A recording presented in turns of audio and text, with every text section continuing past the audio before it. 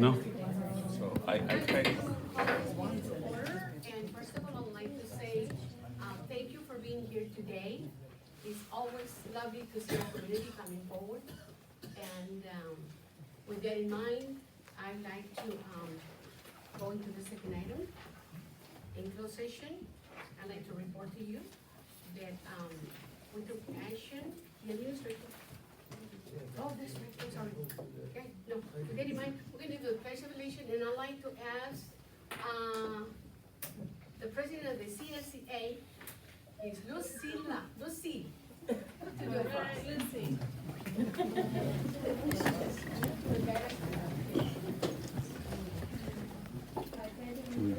The flag of the United States of America and to the republic for which it stands, one nation, under God, indivisible, with liberty and justice for all.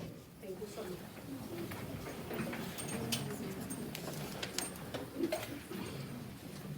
I think I got too excited seeing all these people here tonight, so. Moving into the second one, I'd like to report from closed section, that the administration requests taking action on the recommendation for readmissions of the following students. Number 19-20-59 through 19-20-61. I need a motion on that.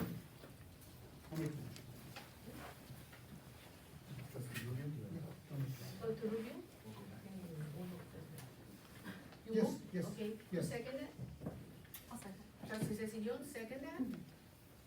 I'll call for the motion, all in favor? Aye. All against? No one, seeing no one, passes unanimously. And then, we're gonna go to the next item, we're gonna make another motion to adopt the addendum for the previous meeting. So before we adopt, I have a couple items we're gonna pull off the agenda. Absolutely. So we're gonna pull in consent item B and item F. They're not ready to go yet. Okay. So I left for your motion? I'll move, that we adopt the agenda with the removal of, what, B and F. B and F, items B and F under consent. Do I hear a second motion? Okay. Motion by trustee Tavera and seconded by trustee Jones. All in favor? Aye. And all opposed? None. Hearing none, passes unanimously. Thank you, trustees. Okay, so we're gonna go back to.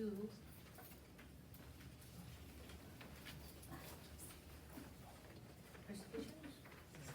We're moving along to presentations. Harding Middle School. Oh, okay, sorry. I'm ahead of you, sorry. Two minds by the AC. Thank you, President Council Board.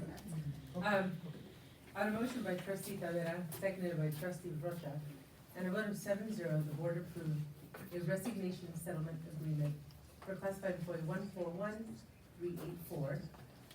On a motion by trustee Padilla Salzberg, seconded by trustee Zazzy Jones, and a vote of 7-0, the board approved an unpaid leave of absence for the 2020-2021 school year for certificate employee 160854.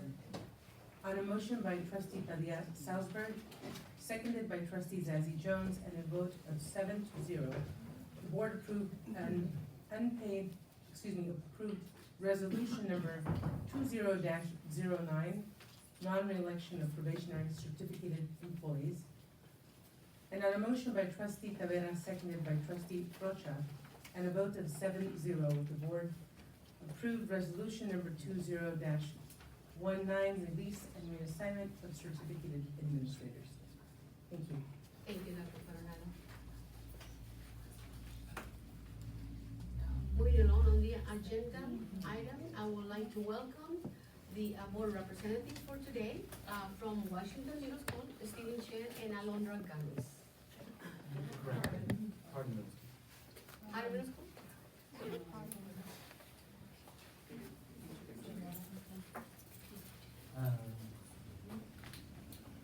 Good evening, we're from Harding Middle School. I'm Stephen Chen, our AFP president, and I'm here with Emily, our commissioner of students.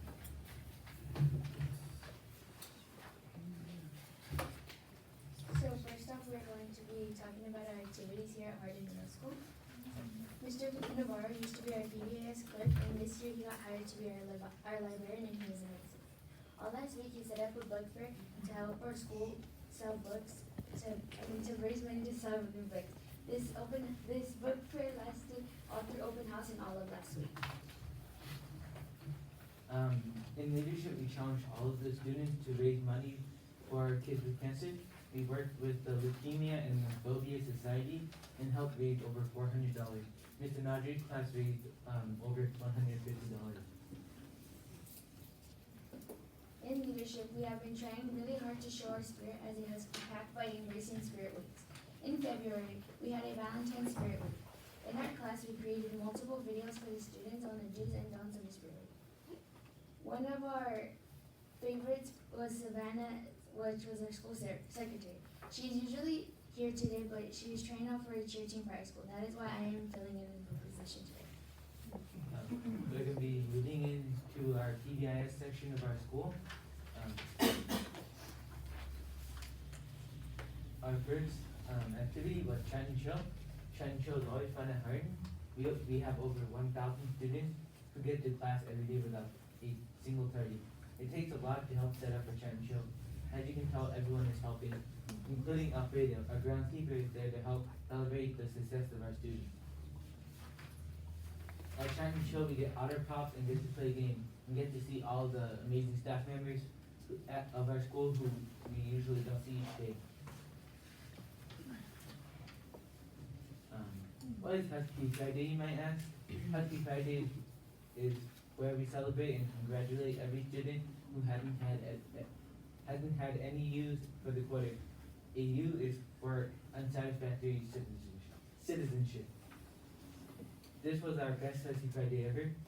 We had taco trucks, Jamba Juice, Kona Ice, and teachers held fun activities for the students. As you can see, we also have nail painting and science discovery during Husky Friday. At Hardin Middle School, we are trying a new thing called the Kindness Challenge. Many of the schools have been doing this Kindness Challenge. Here at Hardin, we are doing a challenge for the whole month of March. One way we are doing this is we are decorating our bulletin boards. We have challenged all the students at our school to decorate a bulletin board conveying kindness. These are 2 of the boards that we have completed so far. For the month of March, for our Kindness Challenge, our school PBIS team created this calendar. And for each day of the month of March, we have one small challenge we can do to help spread kindness at our school. Today is give as many compliments as you can, and I might say, I really appreciate all of you guys watching our presentation today and letting us be a part of this meeting. Every Friday, students complete a survey recording how many acts of kindness they do a week. Last week, we had 1,220 acts of kindness that students logged in. One of our academic academic activities was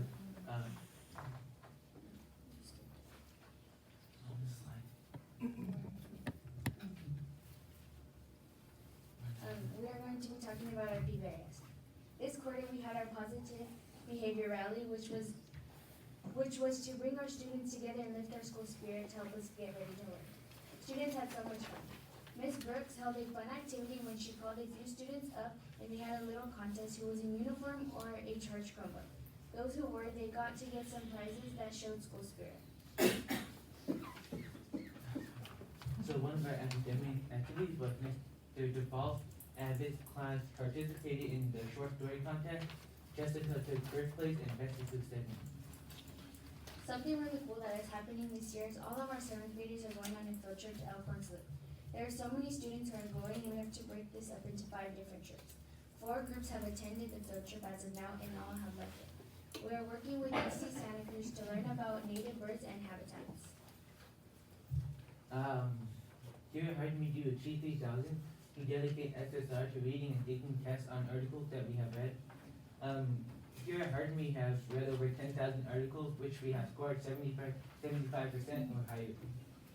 We don't want to brag, but our leadership teacher, Ms. Casillas, her classes are the top scoring classes in the program. And get this, they are ALD classes and all English learners. Awesome. We're now going into academics.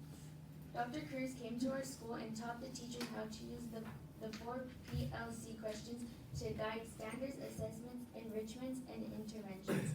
Our teachers really appreciated this training and are excited to continue the work. One of our activities and one of our last activities is the eighth grade trip to Santa Cruz Beach Boardwalk. Over 100 students are fundraising for the trip. The trip is $60, which is equivalent to selling 2 boxes of world finest chocolate. Huskies are respectful, responsible, and ready to learn. Thank you.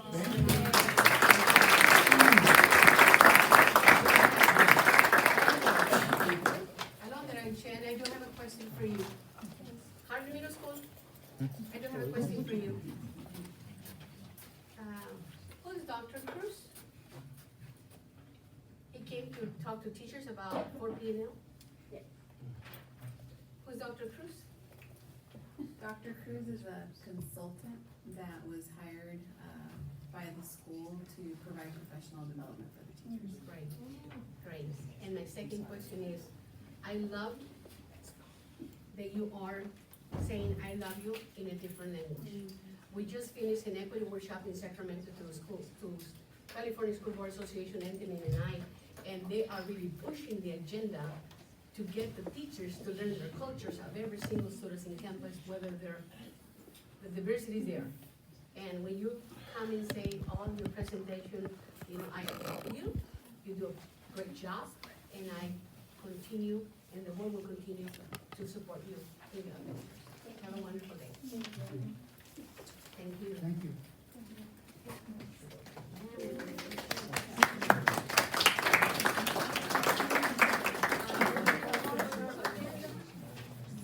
I would like to call the board representatives of Rancho San Juan.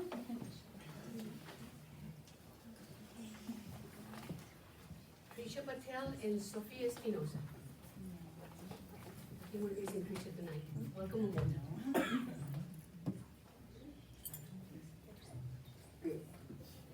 Good evening, members of the board. We're from Rancho San Juan. My name is Nicholas Bella, the school board representative.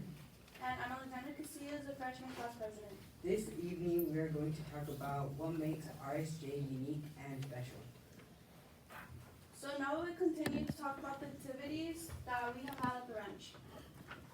Recently, both Puente and Avid visited a college. On October 5th, Puente took their very first college trip to UC Davis. On November 21st, Avid also took their very first visit to UC Davis. Both Avid and Puente students said they liked that they could visit a college, and for some people, it opened their eyes to new possibilities. And as we were both in Puente, we experienced a great time in class. So for Big Week is a special week where HB comes up with ideas for students to participate and have fun. So we first come up with the theme, and one of our themes has been with the Magic Begins. From there, we come up with dress-up days for the students to dress up and have fun. We always try to include the teachers so they could have fun and the students could see. Also, every Thursday, not every Thursday, but when there's a Thursday on the rally, we have a rally on that week where there's class comps and the students have fun. And one of our dances has been the Hall of Fame dance, and it was a great success. On December 13th, we held our very first movie night. It was an amazing success. Many of our students went and had a good time. We ended up watching Home Alone, one of my favorite movies. On October 1st, the HB class took a trip to the CATA Leadership Conference, which took place on Sherwood Hall. Here we learned many leadership skills from various motivational speakers, and we also participated in lots of several activities. On February 14th, we held our very first special ed Valentine's dance. It was beyond amazing. So many students and faculty members complimented us for the decoration, games, and complimented me for DJing the event. Faculty also said that in looking at all the students, they could see the joy in their faces. We also served spaghetti, salad, bread, cookies, and chips. So now we're going to move on to athletics. For our basketball teams, both girls and boys have their varsity and JV team. And even though they competed versus seniors and juniors when we're only sophomores and freshmen, we did a great job and we managed to get some victories. We have a boys and girls JV and varsity team, soccer teams. All teams worked very hard for the season and they played extremely well against tough competitors. Now let's continue to the spring sports. On February 29th, RSJ Track and Field had their very first meet. The meet was held at North High. In previous pre-session meets versus Alvarez and Monte Vista High School, the track and field team, both boys and girls, won the JV division. For our swimming team this past Friday, the swimming team had their first competition against Palma and Notre Dame, which took place at Alvarez, the pool at Alvarez, and everything turned out as a success. On February 24th, boys tennis had their first match against York. Despite losing, my teammates and I felt proud, not only because we worked hard, but that we played versus students much older than us and did really well against them. For our softball and baseball, we both also have our varsity and JV team, and as the season has started, both teams have done an amazing job. This past week, also our baseball team, our varsity, won against Alum Rock College team with the score of 17-2. So it did really well. Now we're moving on to our academics. So here at Rancho, we're kind of unique because we have this system called SUHS. So there are 4 freshman houses and 2 sophomore houses. Each student is sorted into groups that include having the same teachers for core subjects. Also, we use the system for friendly competitions. As Jeopardy, we've done that. Decorating where the houses decorate their own house. And volunteering or in campaigns.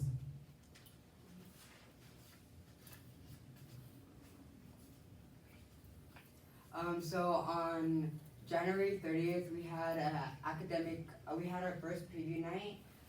That night was filled with a bunch of activities such as our ASB went around and gave tours to the incoming freshmen. They also had cheer and the Filipino club performed. Furthermore, the whole month of January, we focused on the academics of students. So we made posters of honor roll students and had a rally showcasing those students. Okay, so for classes, students at RSJ are always interacting with their peers in class. So as you can see here, students are in their art classes, working and collaborating with their partner. Also our FFA, we had our sectional competition, which took place at our school. And our cheer team also did some community service at the beach. So our students are always active with each other. Also in April, we will be spending the month learning about our individual scores of our school-wide PSAT. This is the PBIS, the trail. Students at Rancho are resourceful, synergistic, and judicious. So thank you. Any questions or comments? Actually, any questions or comments, trustees? Great job. No, good. Thanks. This is your first one, right? Yeah. All right, good, Yay, good. you did a Send good you guys job. some pictures. All I can say is bravo. Yeah.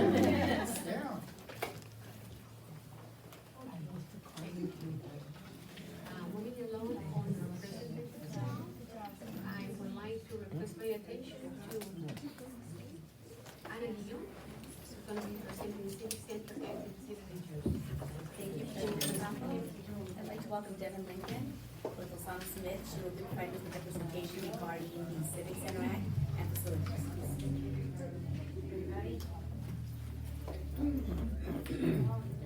Everybody? Okay, so I think I'll start by just noting that the Civic Center Act is a surprisingly hot topic that it is frequently something I present on in front of boards because the use of district facilities is something that is of great interest to the community and often requires boards to get involved in what many times are policy decisions about how you're going to allocate that use. And so throughout the state, particularly over the past 5 to 10 years, we as a firm have worked with a number of districts on complex issues around facilities use. Many of them are very local decisions about what your community needs and how the district is able to or not able to accommodate those needs. So with that, we'll start with, what is the Civic Center Act? Particularly for those members of the public who may not yet know what I'm talking about. The Civic Center Act is an integral part of the Education Code. It's important to remember that the Civic Center Act has been in the Education Code since the early part of the 20th century. So some of its concepts and terms date from its history.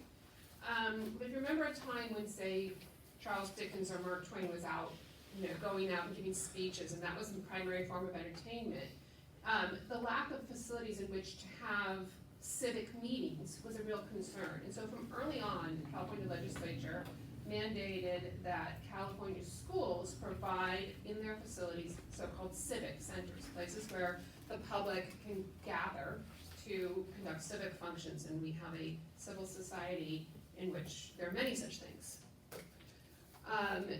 The purpose of the Civic Center Act is to make school facilities available to the public for use so that the public can assemble and conduct any number of public or civic functions.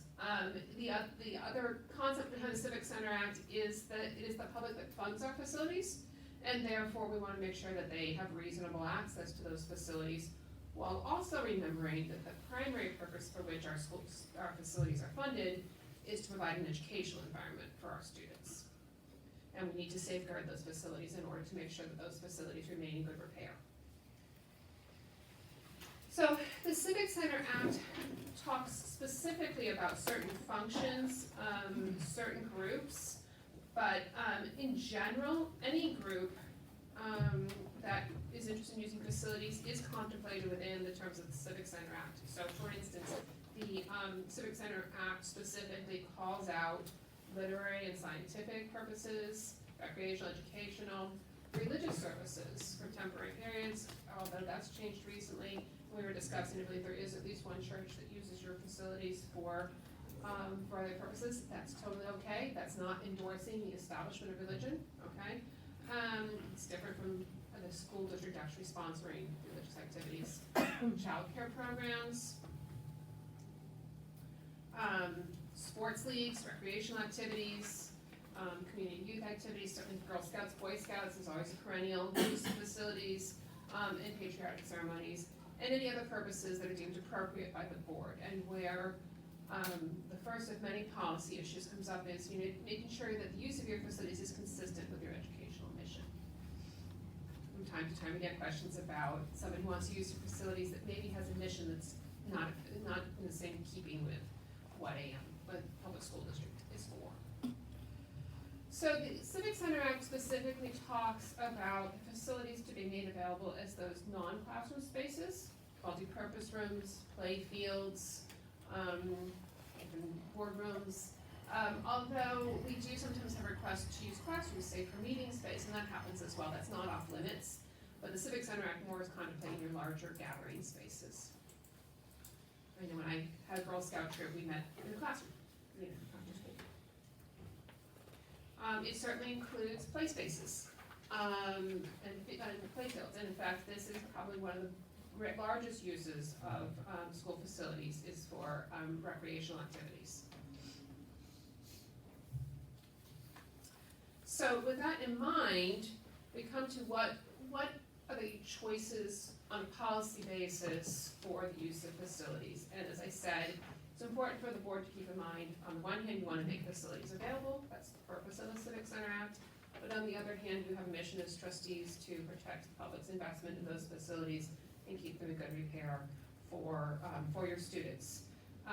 You also, in addition to make considerations around how to best do that, have the ability to restrict use that would interfere with schoolwork. So for instance, it's entirely appropriate to say, you know what, our high school is using that athletic field till 6 o'clock at night, Monday through Friday. It's not available during those times. That's entirely within the vision of the Civic Center Act.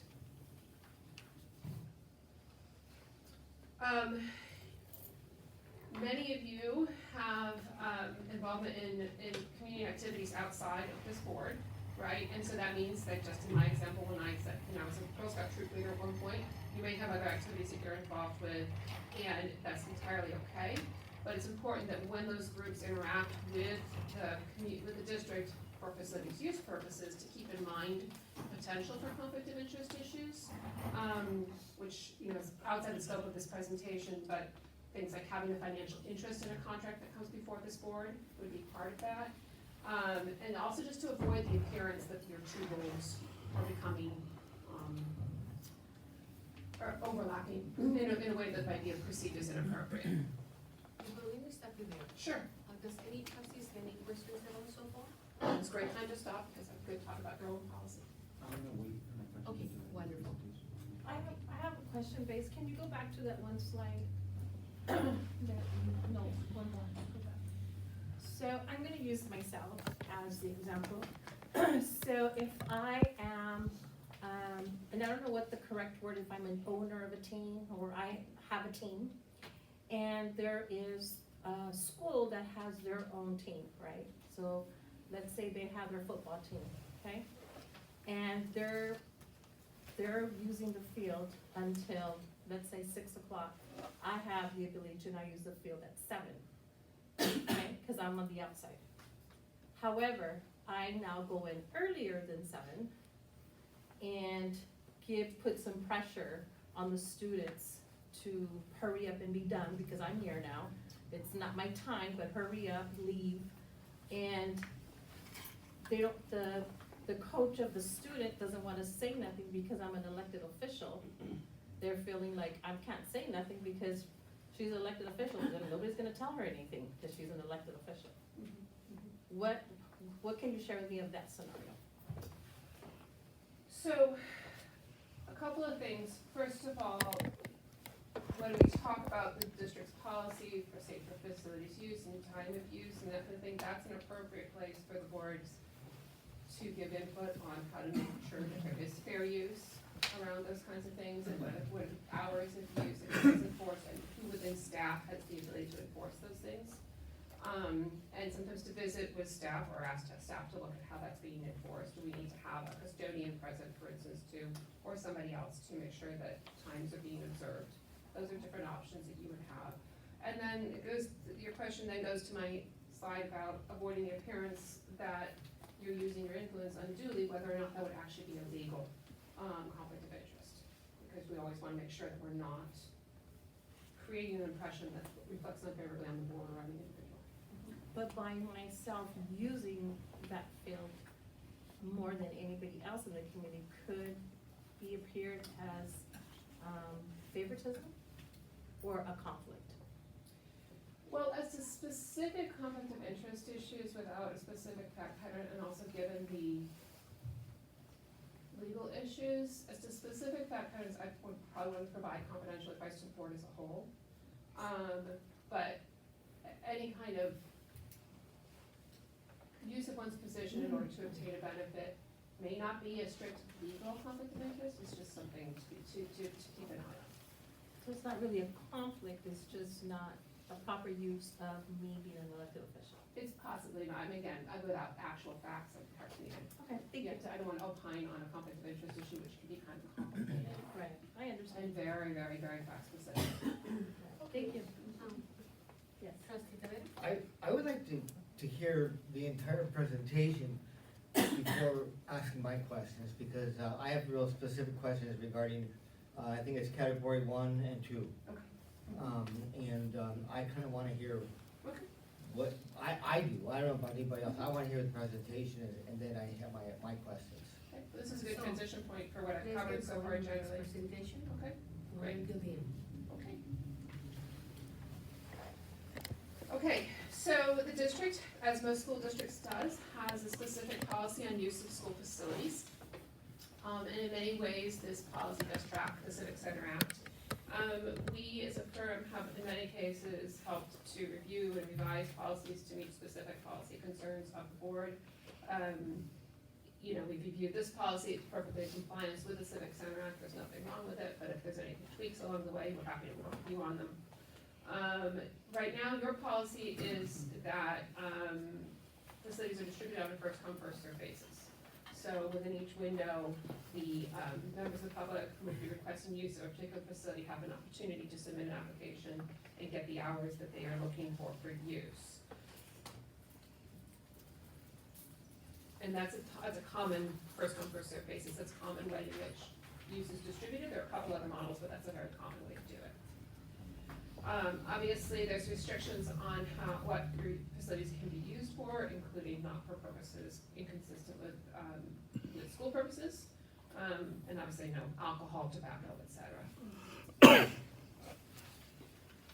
Now, I think this is going to go to Mr. Tavera's question. There's group 1, group 2 business. So the Civic Center Act does talk about 3 potential groups of users. The first is specified in the act, and again, like I said, it's a little old, as Girl Scouts, Boy Scouts, Campfire Girls, which is, I don't know that there are many of those anymore, Parent Teachers Associations, but civic groups and clubs that are focused on youth. And these groups, under Civic Center Act, you don't have to charge them. You can not charge them for use of facilities at all.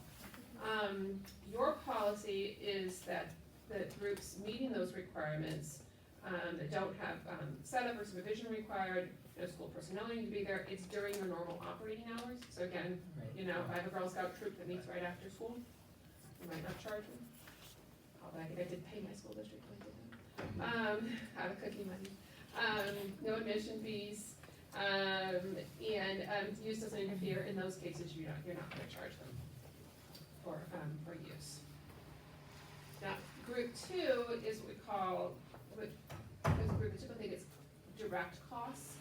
It's not a fair market value. It's not what you would pay to rent out the multi-purpose room if or the multi-purpose room of any large private organization. And these rates are reserved for nonprofit groups and public agencies that support youth activities, that are nonprofits, not for-profit operations. And in those cases, you're allowed to collect your direct costs, meaning what is the cost of the district of operating that facility after hours, when you otherwise wouldn't have that facility open for school purposes. And so things like salaries, cleaning costs, those kinds of things would be your direct costs. And there's a complicated formula in the Civic Center Act, which is a post-recession development to try to allow districts to maximize their cost recovery. And so that's the group 2 category. In some cases, because when you sit down and calculate how much direct costs are, they can be quite steep, and they may be a barrier to use. In some cases, district boards elect to waive or reduce fees, even though recognizing what that cost actually is. In order to increase access, you have the right, the ability, as a board, to decide to reduce those fees so that your facility is more accessible. And certainly, I've talked to a lot of districts about that. But it's important, of course, to make sure that everybody, if there's going to be a fee reduction, everybody who's similarly situated gets the same fee reduction. And lastly, there's a category for fair rental value. These are groups who are charging for access to your facilities and not putting those charges into nonprofit purposes or to back into their own efforts in the community. So somebody wants to hold a rock concert, say on one of your football fields or something. That would be an example, generally speaking, where that would be a fair rental value. Might not also be good for your field, yeah, but that example comes up sometimes. I mentioned religious organizations. The religious organizations must be charged at least direct costs. They're not eligible for group 1. But they can be charged direct costs. And typically that's what happens. So under your policy, you have priorities for use. I mentioned the first come, first served basis, but you have priorities. So first priority is school events, booster clubs, etc. Second is city use. Third is other public agencies and schools. Fourth is, and this is I think the majority of your use is nonprofit uses, particularly those focused on youth groups. And last, we had one of those nonprofit groups that was looking that would be charged a for-profit cost. They get the last priority. If if the facility is available. It's important to know that under your application, and this is very typical and good practice, for facilities use, users are liable for any damage they cause. And in addition to charging a facilities use fee, the board can then charge users if they damage your facility to repair the cost of that damage. And if it's, in certain circumstances, you may eventually deny somebody continued use of the facility if they're not living up to their responsibilities under the agreement. And it's also important to note that user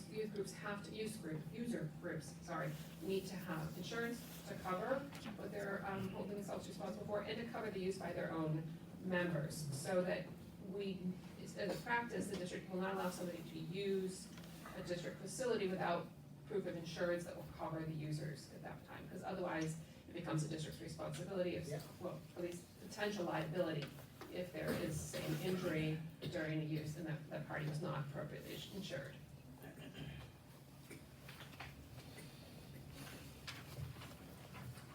It's also the district's policy that any facility's use requires the presence of authorized district personnel at all times. And this again is a safety measure that the district has had in place for a long time.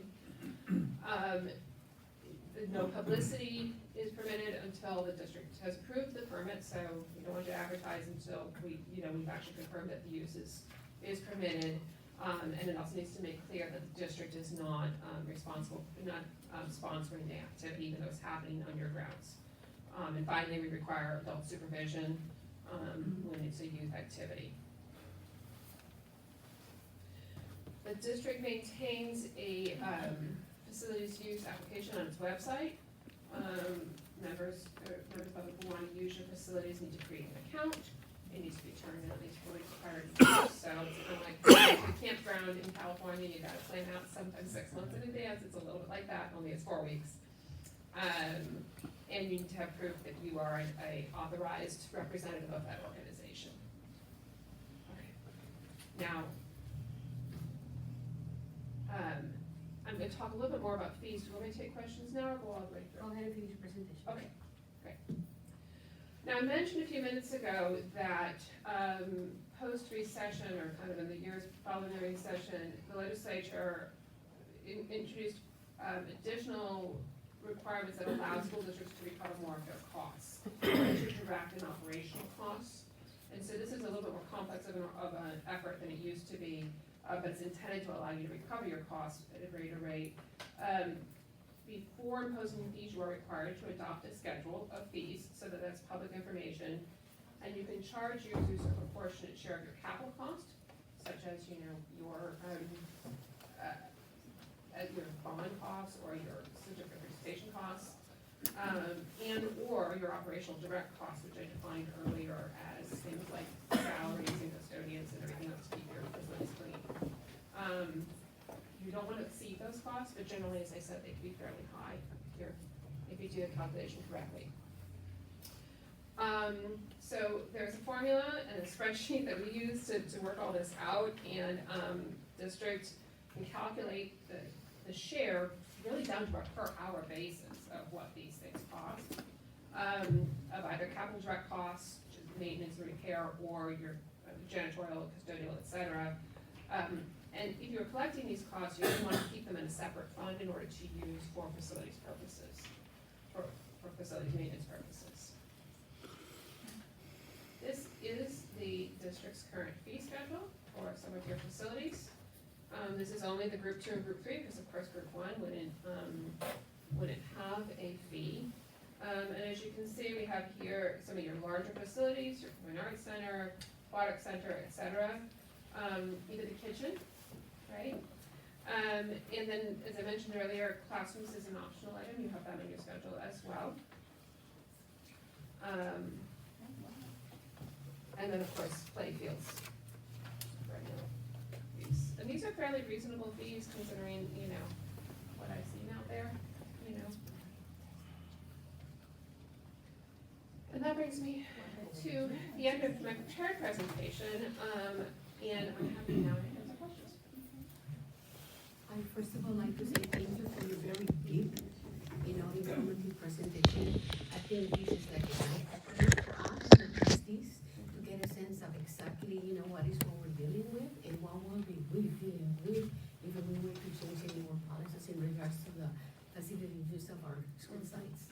With that in mind, I would like to open up for questions to the trustees. Trustee Padilla? Thank you for your presentation. I think it was very thorough. But it leads me to more questions for clarification. So I want to go back to pretty much how I asked my previous question. I'm the elected official. I'm also the authorized representative of an athletic group. And because this is an educational institution, I strongly believe in fairness. That's my number one priority. I believe that the adults are the role models for our kids. And currently in the city of Salinas, we need the adults to be more role models. And currently, there is a concern between different authorized representatives of different athletic groups in the city of Salinas. It has come to our attention for quite some time. However, it's a difficult situation because as elected officials, there's no police to come after us. Nobody police us. Just the community, just our constituents. So this has been an issue for quite some time. So for me to understand a little bit better, if I am the authorized representative, I'm the elected official, and I use a field of the school district, and I charge my players and my spectators to come in, my players and people to watch the game. If I charge them, is that wrong? So, this is a complicated rule, and again, it can be fact specific as to what purposes is it a nonprofit organization? I'm a nonprofit organization, and I have a team, and I charge my players and their families to come see them play, and I charge them money to come in. Right, and well, the question then goes to, what are those funds being used for? Are they used for growing the organization and serving more kids? Well, it's not kids, they're adults. Okay. But does it matter? Because when I seen on one of your slides, it said that I should not have permission to actually charge. Yeah, it can. It's not a good organization. Then it could mean that they'd be a different group. I have to, Okay. work with your staff to get more details. So yes. that's one of my questions, if I can charge. And if I do, have I been doing wrong? Did I not know? And should I know now? So that's one of my questions. I'll continue, I'll let other people. Go ahead and finish your second. That's okay, go ahead. Okay. I need to crack my Trustee next Rocha.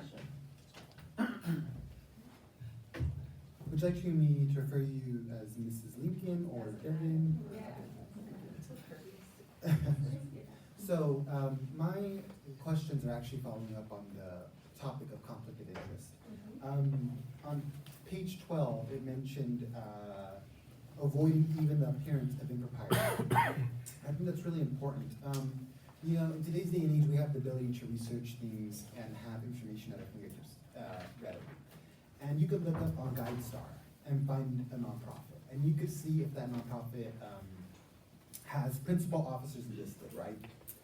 And when I looked at the term principal officers on the IRS, I got the definition: a principal officer is a person who has ultimate responsibility for implementing the decisions of the organization's governing body, or for supervising the management, administration, or operation of the organization. So pretty much, they're either the executive director or someone in a top level position. And in this community, we have a lot of programs, but we also, it's a small community, so people will be serving dual roles. Someone may serve as a school board member and also serve as a principal officer for a nonprofit. My question to you, Devin, is it a conflict of interest for someone who serves as a trustee on a public government board and is also listed as a principal officer for a nonprofit to lobby district staff on matters that would benefit their nonprofit?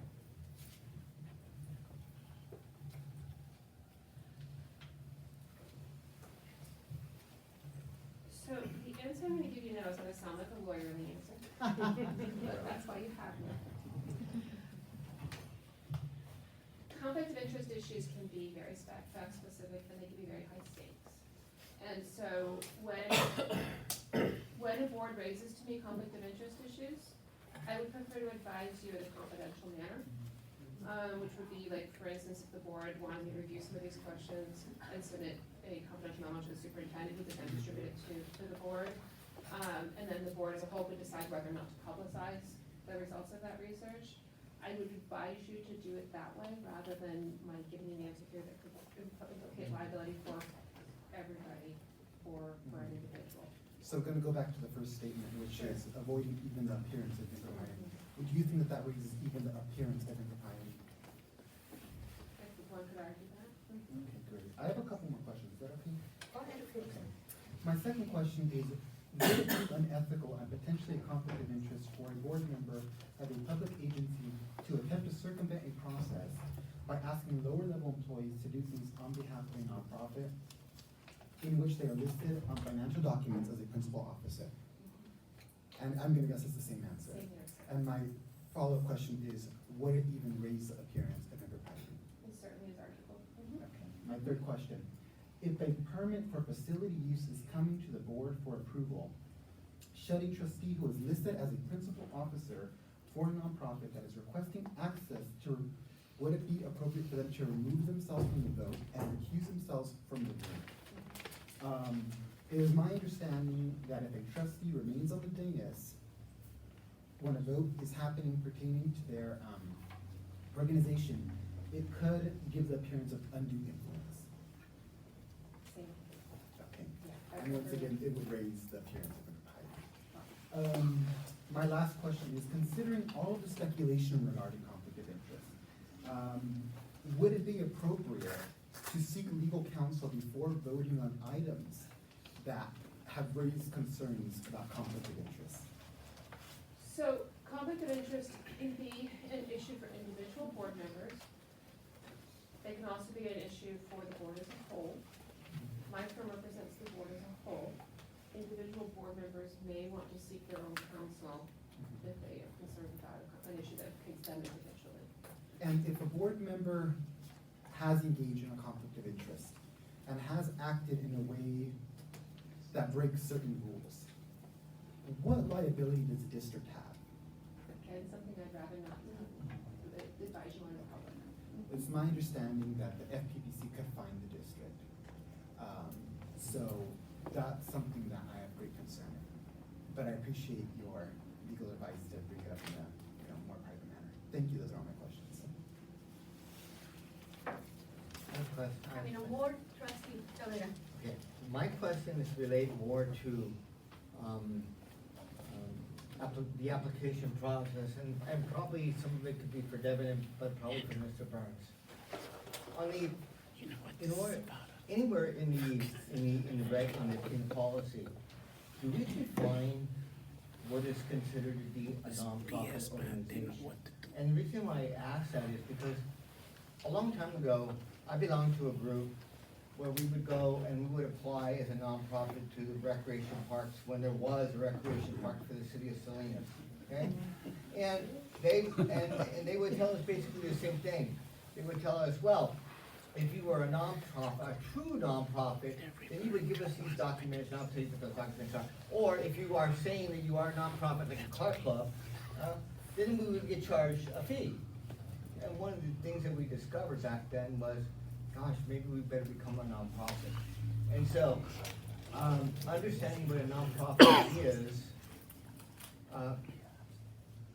why is it here that we're not defining what a nonprofit is? And by that I mean a 501c, whatever the designation is, a document from the IRS, or something to that effect, a certificate of liability insurance, or something that verifies that you are in fact, an ID that does in fact verify that you are a nonprofit organization.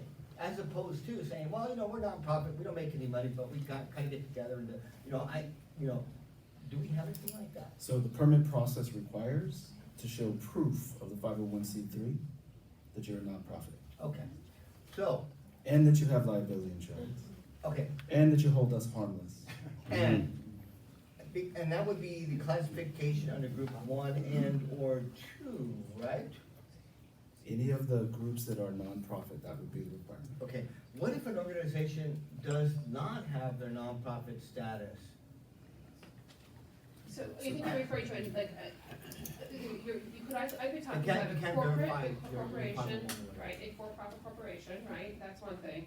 Or sometimes we see a group come forward that is, as you mentioned, is not organized as a corporation. Correct. They haven't registered with the state of California. Right, or the feds. Right, that's right, because there's a state process and then there's the IRS process. So whether or not to permit a body that is not organized as a corporation, a nonprofit corporation, to use your facilities is a policy decision, right? Because a corporation has certain legal status that say a group of individuals would. Right. Right. And a nonprofit, under a nonprofit, depending on how the articles of incorporation are written, doesn't it hold harmless the officers of that particular group? From Right, being the purpose of corporate liable status for is to whatever. protect. So the Personal district, liability, yeah. so the district, depending on what our policy says, very specifically says, as long as it's in line with this, what's it called? The center cities, or what's it? Civic center. The civic center, whatever, long as our policy is in alignment with that, in terms of the application process and what we're requiring, then we're okay. Say for example, if I'm in a nonprofit and I say, well, I wanna use, X field, whatever, and we say on the application, well, you can't use alcohol and you can't smoke out there. Well, and let's say, for example, on the following Monday, a student is out there on PE in one of our fields and happens to step on a broken bottle.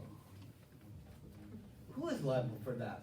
The group that had the organization, that had the use of the field before, or the school? Devin can give you a legal answer to the, we're always liable for something, but the permitting process requires the school, after an event is taking place, to then fill out a report and submit it back if there's a problem with our facilities. Okay. So if that broken bottle was on that facility because of somebody using the facility, then we would contact the person that used the field and have a discussion about our expectations for using our fields, and continued incidents of that, we could actually pull their permits and say you can't use our fields. Now, everything that you just spelled out, that's all written down, right? And, I think, when I heard, that's the first time I've heard of this. I've heard of this for several years. And, I understand very well what, Ms. Vega has to deal with in terms of, processing requests for use facilities, for facilities, or anybody else who does that. But I'm not totally sure whether or not everybody on this board has all that spelled out, as far as the policy is concerned. We've had this policy presented to us, but in terms of how we operate, I think we need to have a presentation about how that works, in order to understand that, because, if I were to go to, filling the city and use one of their fields on a Saturday, and, somebody, and it could be softball or whatever, and somebody happens to break their leg running around the bases, then is the organization that said they were there playing baseball, or are they liable, or are we liable? Well, my information tells me, or my gut level tells me that we're the ones that are responsible for that. And so, as long as a group that wants to use our facility satisfies all the requirements, whatever those happen to be, and I don't think we all know what those requirements happen to be, based on the activity, because all activities are different, right? What I'm hearing you, Mr. Tavera, saying is that you would like to have the whole board to participate in kind of a workshop where they can really walk us through the process of what's the using of the district? I think people need to understand We're what talking is about involved. trustees right now. Yeah, We're talking about trustees. I know, I think trustees need to be aware of how that works, because it can be very political, it can be highly emotional, it can be very high charged, you know, as far as how people, outside the school perceive how we operate. I'd like to And, invite the board you know- of trustees, how do you feel with that idea? Would you like to have a workshop on that? I still have more questions. Yeah. Can I No, answer this the is- question for him? Well, you know. Yeah, let me answer the question for him first. So, in your recap this week, is that procedure and policy. And, I haven't seen that. and it lays out how somebody files a permit. We Okay. require, I appreciate the way you asked your question. We require every group to provide insurance. And they have to sign a statement that they hold the district harmless. Okay. And then we also require a dual indemnity clause as well, naming us in their certificate of insurance And, as a separate insured. So if that young person broke their leg on the baseball field, that's the responsibility of the league and their insurance policy. And that's laid out in the administrative regulation that we use for implementing the permit process. but I would also like to suggest maybe we consider having, some direction or some information in closed session regarding conflict of interest. And because I think the perception out there is that is what's going on. I think we need to understand what that means. And I'm not saying it to hide information from people, because I'm only doing that based on what legal counsel said, that certain things, you know. Yeah, I can tell the superintendent about what that'd be appropriate on the ground. I think it's good for everybody to know, and we can, I mean, surely, I don't know how we would give out that information, but I think it's good information for people to know.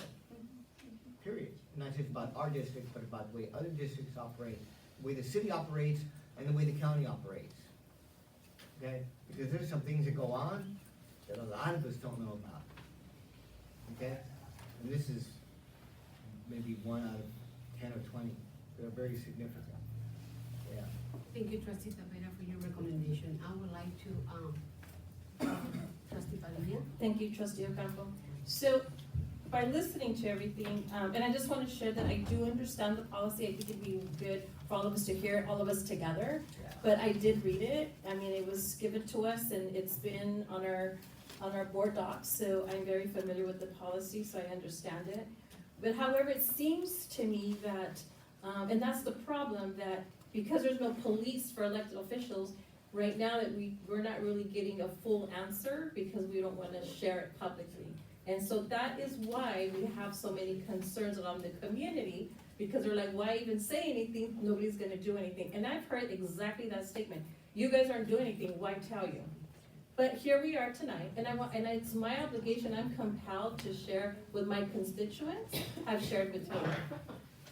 So another question that I'm framing. As an authorized representative of an athletic team, I have been invited to be part of the Constitution Soccer Complex, which is there's a complex here in Salinas, and they're getting everybody together for the planning.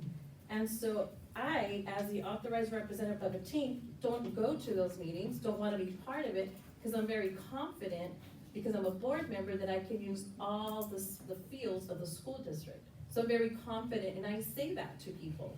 And so it comes back to me saying, why is that fair? And so, it is really hard to prove because it's hearsay, right?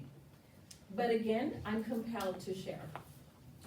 Another piece is that I wanted to also share with you is that there are two athletic organizations, like I mentioned previously, and both are guilty of players misbehaving. Both of them are. However, only one authorized representative and their team have been suspended. Only one. However, there's proof that both have had a lot of issues, but only one has been suspended. There's a lot of proof, and I guess that's something that I will share with the superintendent, because I think, like I said, I'm doing this out of fairness. It's not to hold anybody accountable, it's not to go after anybody, but people can sometimes say, well, I didn't know, But as elected officials, we're put in a different category as we should know. Because we should understand policy, because we should know. And if we don't know, then we should ask. Because I keep framing it as it's me. I have been monopolizing using all the fields because I have built relationships with administrators at the sites. And every time that there's the ability that somebody canceled or whatever, I'm not even having to put a full permit, I just use the field. I even use the field when I'm not supposed to, and nothing happens. However, the community sees it and reports it. And so in the past, I have shared many concerns, and I'm not trying to say it falls on deaf ears, but it's really difficult because what does staff do? But it's very important that now the information has came louder and clearer. And that's why we're here tonight, to assure that we all, because it could be any one of us could be making any type of decision that may not be appropriate. And that's why we're here tonight, to hear the presentation from you, so that we can all learn from this situation. Trustee Ceci Jones? That's okay. I totally agree with you, Patty, except I've never used the field. I never used any.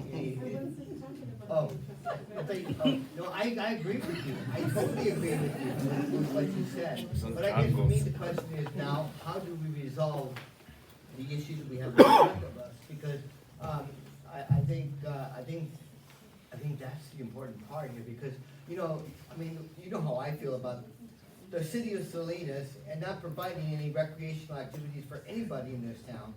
I mean, that's my, big thing. So where are people gonna go? They're gonna come here, or they're gonna go to the Alisal, or they're gonna go to Salinas City. People need something to do. I hear you, Trustee Tavera, and that's why we're here. I'd like to remind both of you that I believe that we have heard so much about the two of you. And we get from Oh, I guess I'm getting cut off. I guess I'm getting cut off. Everybody, I'm on the board. Well, So everybody. equity is a buzzword to me. Yes. Buzzword.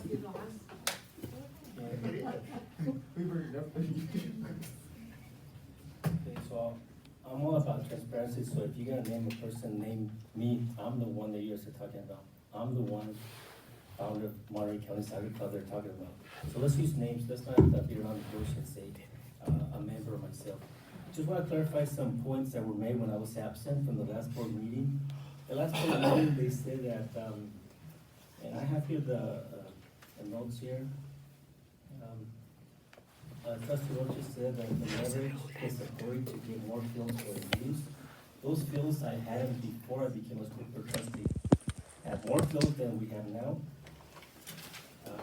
Now we have less fields, and I'm not complaining. Trustee Padilla said that we've been using, every Alvarez High School, North Salinas, Salinas High, La Paz, El Sosal. For adults, which is incorrect, we're only using El Sosal, Grassfield, Alisal Stadium, and North Salinas grass fields. Those are the only fields we're using. So that is only 3 sites out of 9, so that's only 1/3 of the school, so that, how can that be monopoly? The other is that we got approved until June 2020. Permits were approved for 4 months at a time, now they have diminished to 2 months at a time. We cannot apply for 4 months, it's 2 months, and say, we have to wait at least a month, so if we wanna get into April, we have to apply before, April 10th, otherwise they won't let us the system. So, the other thing that I kind of find it kind of unusual was that before, I used to see the Sunday facility usage lumped into one category. Now it's broken up. I mean, to me, this is kind of divide and conquer army strategy that we use. I'm not understanding who's the one that made this up as far as separating all these organizations when they are all using it on Sunday. What's kind of confusing for me is priority of use. And I know when I came to Salinas, I worked with the city of Salinas because they talked about a grandfather clause. Grandfather clause, there wasn't anything in writing, so we worked together with the other soccer organizations and we created a clause for the use of the Constitution Park, which was equitable for everyone to use. What I see here is I see priorities for use, I see 1, 2, 3, 4, and last priority. But then when I get the permits, on line number 16, it says, understand that priority will be given to all student activities, A, B, Salinas City Parks, and C, nonprofit. But it doesn't really, kind of agree with what I see on the presentation. And it also talks about the first come, first served basis. So that's kind of what's kind of confusing me.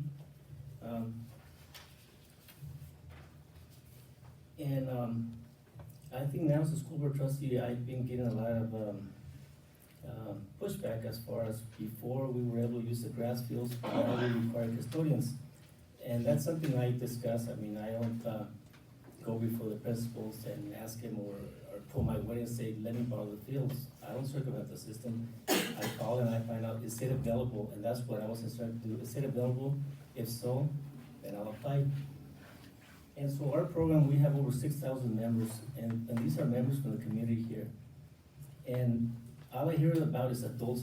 What about the youth? What about the kids that have gone on to win state championships? What about the kid that's playing for the national team? What about the professional team that we've developed here for the kids that are aging out of our U19?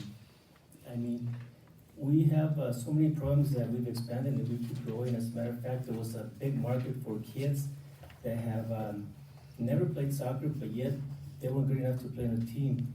So one of our members, Berenice and Luis, they started a program. So these are kids that have been not allowed to play because they weren't good enough, and now they have 3, 4, 5, 6, 7, 8, 9-year-old kids and developing them. And now they're good enough that they're competing at the competitive level. So this is what we're looking at, these kind of programs. Also the high school all-star game, that is under Monterey County Soccer Club. So what about those high school students that play in our district? Let me make some comments real quick. Trustee Rubin? Yeah, what I wanted to say is just a few things. I think, it's better just to say who the comments are being said about. I see a lot of people here that I recognize from the community. For all of you that don't know this, and this is not bragging or anything, but I've been doing the soccer in this community for about 30 years, through the U.S. Soccer Federation, through the amateurs, and then myself and a team of about 3 other people helped the city and the county build that soccer complex that's out there now about 25 years ago. And so I have my hands deep in this. With a high school game, we're doing year 17. I think you helped me fund the game last year, and I'm very thankful for you and your dad to help me out with that. And I see some people out there, Maricela Cruz, I see Arcadio Claudio out there. With their league, I formed their nonprofit for them. I don't know, if they were able to maintain it or not, but I did that for them as a courtesy for them. Probably, I don't know, it's been probably 25 years or more. And so, we have a lack of fields. We have a lot of people playing this game. It's a small community. Everybody knows everybody here. Everybody knows everybody here. And I benefit from this game. All my money goes back into the game, everything into the kids. It goes straight back, including money out of my own pocket to the tune of at least $2,000 a year, at least, aside from all the time. And a lot of the people that are here are people that have helped out, former supervisors, referees. Individually, I've touched at least 10,000 kids in this community, at least. And probably about 60% of the referees that are here in this community, I've taught over the past 25 years. So when I see this happening, to me, it's really problematic because, the numbers are there, all the fields are not being used. They should be, and I've been an advocate of using the soccer fields in this community, in the schools. The fields that are made out of artificial turf, and Karen Luna told me this, she said, whether you play on them or not, they're gonna go away. You have to replace them after a certain amount of time. The sun will kill them, and yet they sit empty. I go by Hardin Middle School, it sits empty. And I don't know why these gates aren't open. And we do this to ourselves. And now, one group as far, and I know I've had conversations with Jorge here about the situation, and I've gone to your house and talked to you about the same situation. I've talked to you. That the need for the school system to do as much as it can for a community that's in, you know, in financial, yeah, I don't know if peril is the word, but it, you know, financially, we're not good. And I made this point at the last meeting, so we have a lot of families here that are getting free and reduced lunch. And you have organizations that are trying to help, and it's so counterproductive. It's incredibly counterproductive to do nothing but shut them down. I don't know what the end game is with these groups, and I'll direct it to you because you brought the issues up when, you know, to isolate Jorge here, but I don't know what the end game is. Hey, I know, you know, you brought up your other concerns, but listen, don't read more into my words other than simply this. What will the end game be? Because if the person sitting here goes away, the groups are still gonna wanna play, regardless of where they go. And market forces are here at play. The market forces will go to whoever develops a better product. And that's just the way it is, and that's not something I make up. You can take me out of the equation, but the thing is, that's the way it's gonna happen. We have the soccer complex that's coming online here, and I already saw the fees structure that they have there. I'm not sure if they're gonna be able to afford them, if the communities will be able to support, because the fees aren't low. The schools offer the only opportunity as far as equity, if you're interested in equity, to help out. This is it. We're the only ones. We're taxpayer funded. That soccer complex went from taxpayer funded over to being paid by it was privatized. So to me, it's just problematic. And I talked to a couple of board members, and I don't know if the adult league that's here, I don't know. I also started their youth program there that they have in place there. I went out on a limb with them and started it up so that way they could have a youth program to help the city of Salinas as another avenue for these kids.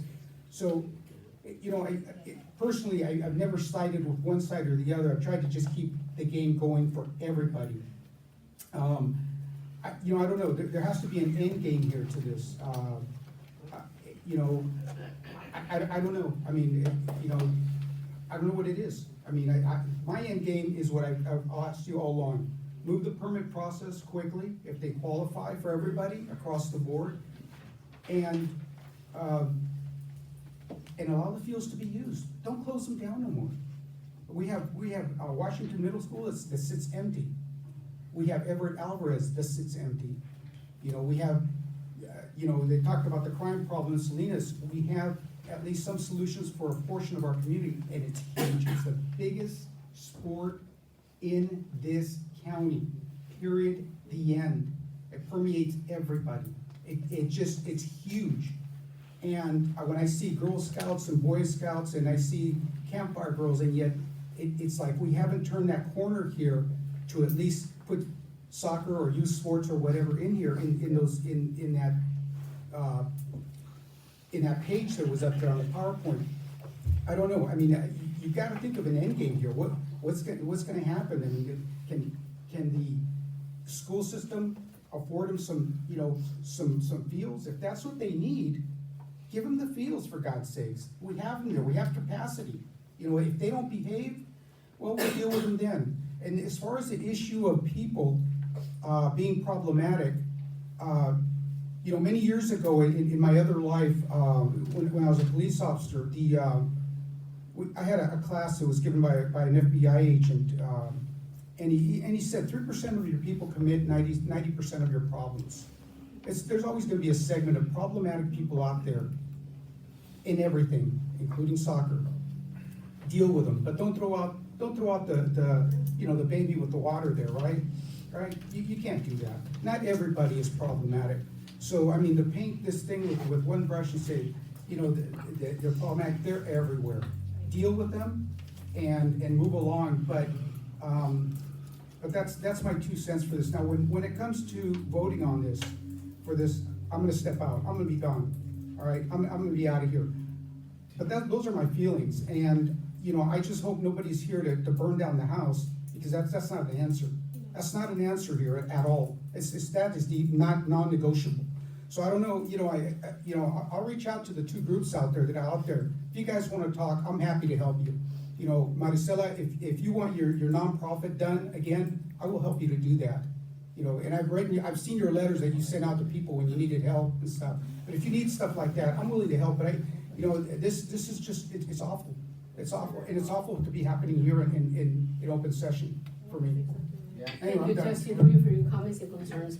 At this given point, I know you're next, but just let me do a clarification point, okay? At this given point, what I'm hearing here tonight is that we're dealing with two different issues right now. Yes. Whether we are dealing with a conflict of interest on the board, okay, by one being the board president of a soccer league, which is Mr. Jorge, and I'm pronouncing your name with all due respect, Jorge Rivas, okay? No, And- Rojas. Rojas. Not Rivas. Jorge Rojas, okay. And the second issue is about finding ways to open up the rest of the school sites to provide access to all our youth and adults in our community as a whole. This is what I'm hearing, board trustees. That's the point. And Well, so, yeah, that's it. so we're not here to discuss an issue about pointing you down or giving you favoritism among others, or this and that. And if it looks that way, I, as a board president, would like to apologize in the name of all of you. Because as a board trustees, we're here to work together and to resolve the issue to benefit our community. Because what you see here tonight is the comunidad, the community of our city, okay? And they all have their own interests among their games. And thank you, Trustee Rubio, for giving yourself, to all those other leagues that are out there. But I would like to, my sole, recommendation would be direct to the board, to the staff, to look in any potential ways to come out with a win-win situation. We can do it. Now, please, Trustee Rocha, you're free to do your presentation. Well, you mentioned that there's two separate issues going on here, and Trustee Rojas, I did not mention your name out of respect for you, and out of a large part because there are two separate votes that are happening. Actually, there's one vote and one presentation.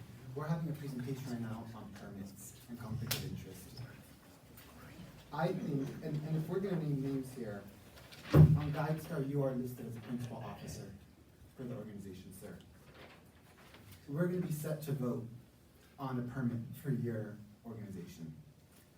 I didn't mention your name because I didn't wanna single you out.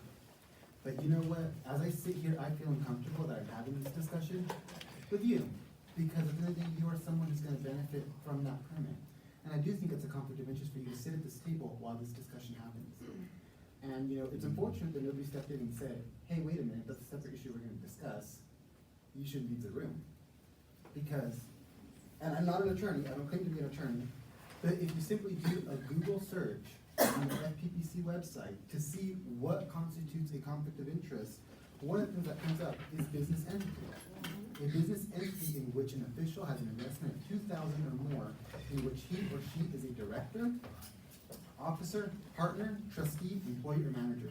So you're listed as a principal officer.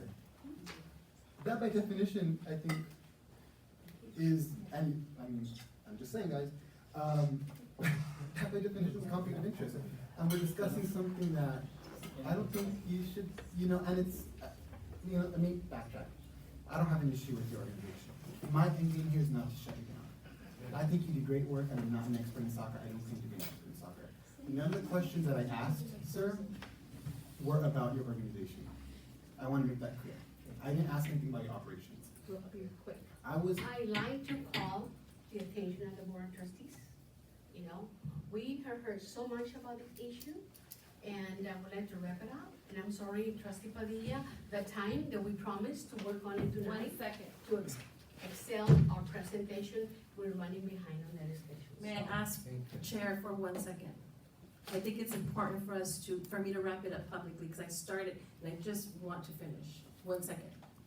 Well, I'd like to say something too, but I'm willing to not say anything. I'm willing to. I think it's I'm important, willing to it's see very us- important for me to finish my comment. I have something to say. I like to just wrap it up and close this item for discussion and move forward. Mr. Russo, let's go. Thank you, Kevin. Thank you. Thank you, Devin, very much. And we're hoping to hear from you soon in those two issues. I have a point of order, Fernando Armenta, is whether the public is gonna be allowed, to make any comments on the item you just discussed. We're moving forward on that, Fernando. So, on our agenda, it comes a little bit later for clarification. If we have those blue forms, you can fill it out. It did. I filled it out, It's coming. but you have this item in 2 or 3 different locations. And my comments were really pertinent to the discussion you're having right now. But if you want me to wait till the end, that's fine too. Fernando, but we have to remember, everybody, we have to remember, this is, I mean, I didn't really like it either, but this is our meeting, okay? And we have our area for public input, okay? And you would know that too, being a supervisor, being down the street with the city council. We have to follow the process. But I think all the comments have been noted, and we are going to deal with them, right? Let's take one. Let's go. Let's take one. I just Moving had- on to the next item. Just had a quick question. There have been times when we, there have been times Are when you we, talking, are you still talking to related to the issue that you just public comments. public comments? Oh. We're not taking public comments right now, trustee Rubio. We're gonna move forward on the next item, which is, harmony at home. Sorry. And then we're gonna concentrate all the public comments that are waiting for us. Thank you so much. According to their board policy, they're Y'all supposed to even take shake items here. on agenda items. from the It's not agenda. always, So it's that not should always be like taken this, from it's agenda not always items. like this, so, you know. So last year, the board remembers, Harmony Egg Home came and did some mindfulness with us, at the beginning of their presentation. And they're here tonight to give us a report on the services they've been providing in our schools, so I'll hand it over to you, sir. Thank you. So, just deep breath, everyone, and thank you so much. This opportunity to really totally shift gears here a little bit for you all, which I know is probably hard, but we're gonna be looking at our programs that we've been, implementing here in your district as a nonprofit here. For several years now, so we're really excited to report on that tonight. So again, we're Harmony at Home, and our mission is to really end cycles of abuse for young people and their families. And we do that with 6 different programs. So our 6 programs, our 6 doors here, we're only gonna be focusing on the 2 programs that really are implemented right now in your district. But just a little quick overview, we've got Sticks and Stones, we've got our amazing Sticks and Stones program manager here tonight, Julian Hunsdorf, who's gonna talk about our Sticks and Stones programs in your schools. We also have bullying prevention, and then we have Teen Success Inc. for our young mothers, and Karina, our advocates, and we talk about that tonight.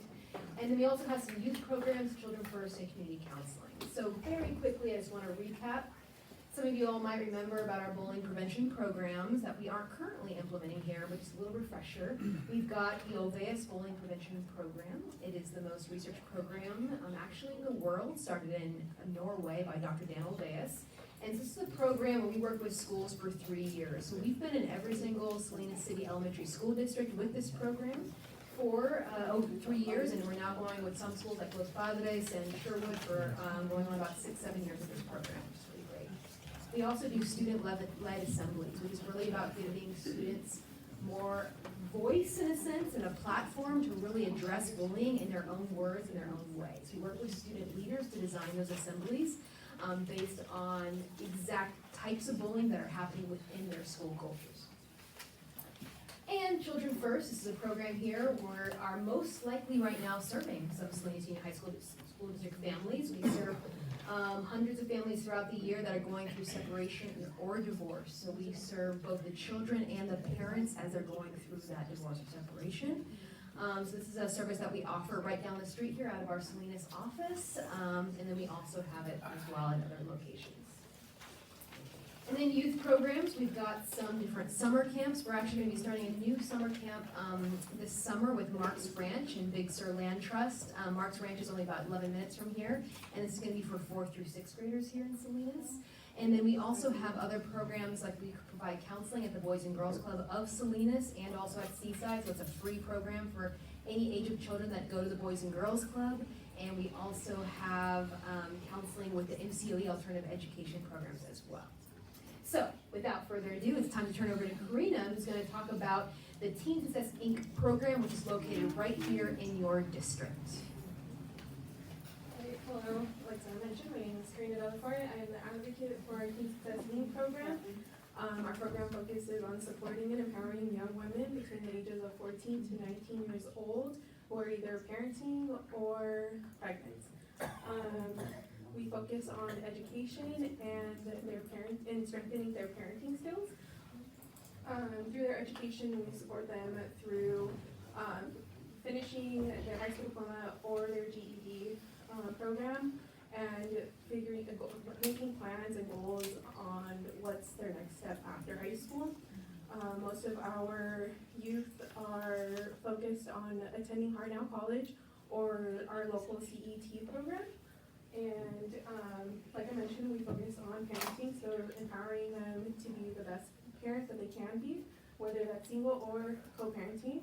And that's through coaching and coaching individually with myself and the student, and a peer learning group that we hold and monitor on a weekly basis. And some stats for you all under this district. We are serving a total of 22 young women who are either currently high school students or alumni. We have 6 of them who are currently Hartnell College students. And from the 6, you can see that the 3 young women are our scholarship recipients from 2019. They received a $4,000 scholarship each. That's going to be spread in 2 years. So pretty much their 2 years here in our community, and we'll be transferring out to other local universities. And our last comment is that our high school students are on track. All of them are on track to graduating in high school or graduating earlier. Thank you. Thank you.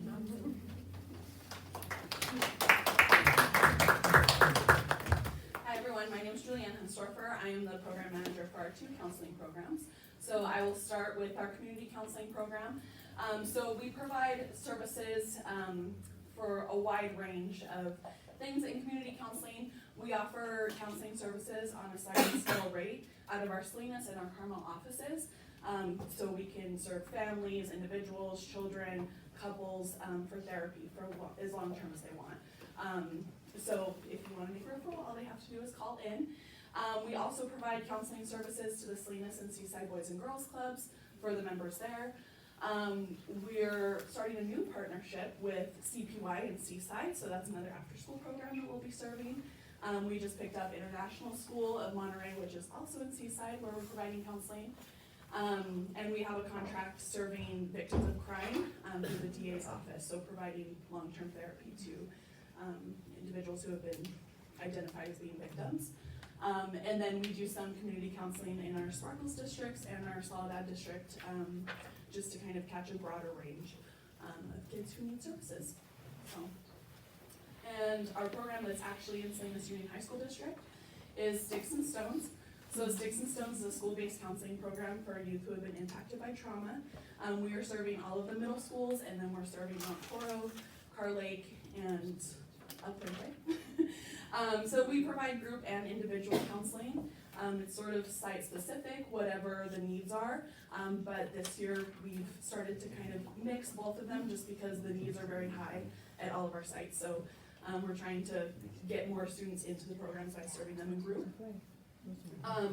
We are a trauma-informed program, so we're working with them on coping skills for trauma and identifying emotions and learning to express them in healthy ways.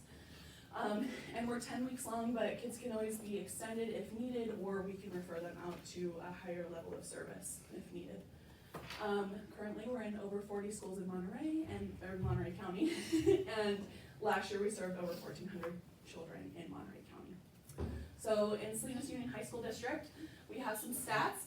So 2 years ago, we served 180 students here with 77% overall improvement rates, and then last year, we served over 190 students with 66% overall improvement, but 85% were able to at least stay stable within the treatment. So even though there was ongoing trauma going on in the house or in the community, they were able to maintain functioning.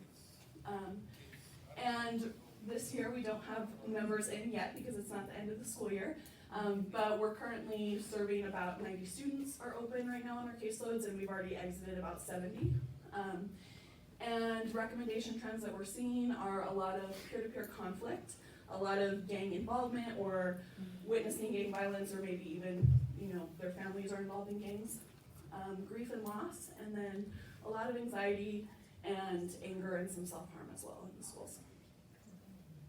So now we'll open it up to questions. Any questions, trustees? I just have a comment. Trustee Jones, please. We have the Sticks and Stones program at Buena Vista Middle School, which is where I teach. Several of my students have benefited from your program, so I just wanted to thank you for your hard and really important work. I also want to say thank you for all the work that you provide and being there for our students. I really appreciate that. Thank you. Anybody else? I'd just like to say one thing. This is what we as a district continue to hire you because of your services of excellence and your results in working with our colleagues on board. Thank you so much for your presentation. Thank you so much. You're welcome. Okay, next item on the agenda, we'll be moving into Human Services by Dr. Balthazar. Thank you, Madam President. At this time, I'd like to introduce Senior Program Officer Sean Stone from Community and Human Services, who is one of our other partners, and to give us a summary of our services that they've partnered with us this year. Good evening, everybody. Thanks for having us. My name is Sean Stone. I'm a Senior Program Officer at Community Human Services. Hi, good evening, everyone. My name is Lorena Reese. I'm the Director's Specialist, and I'm based at Alisal High. Yeah, you guys are coming up.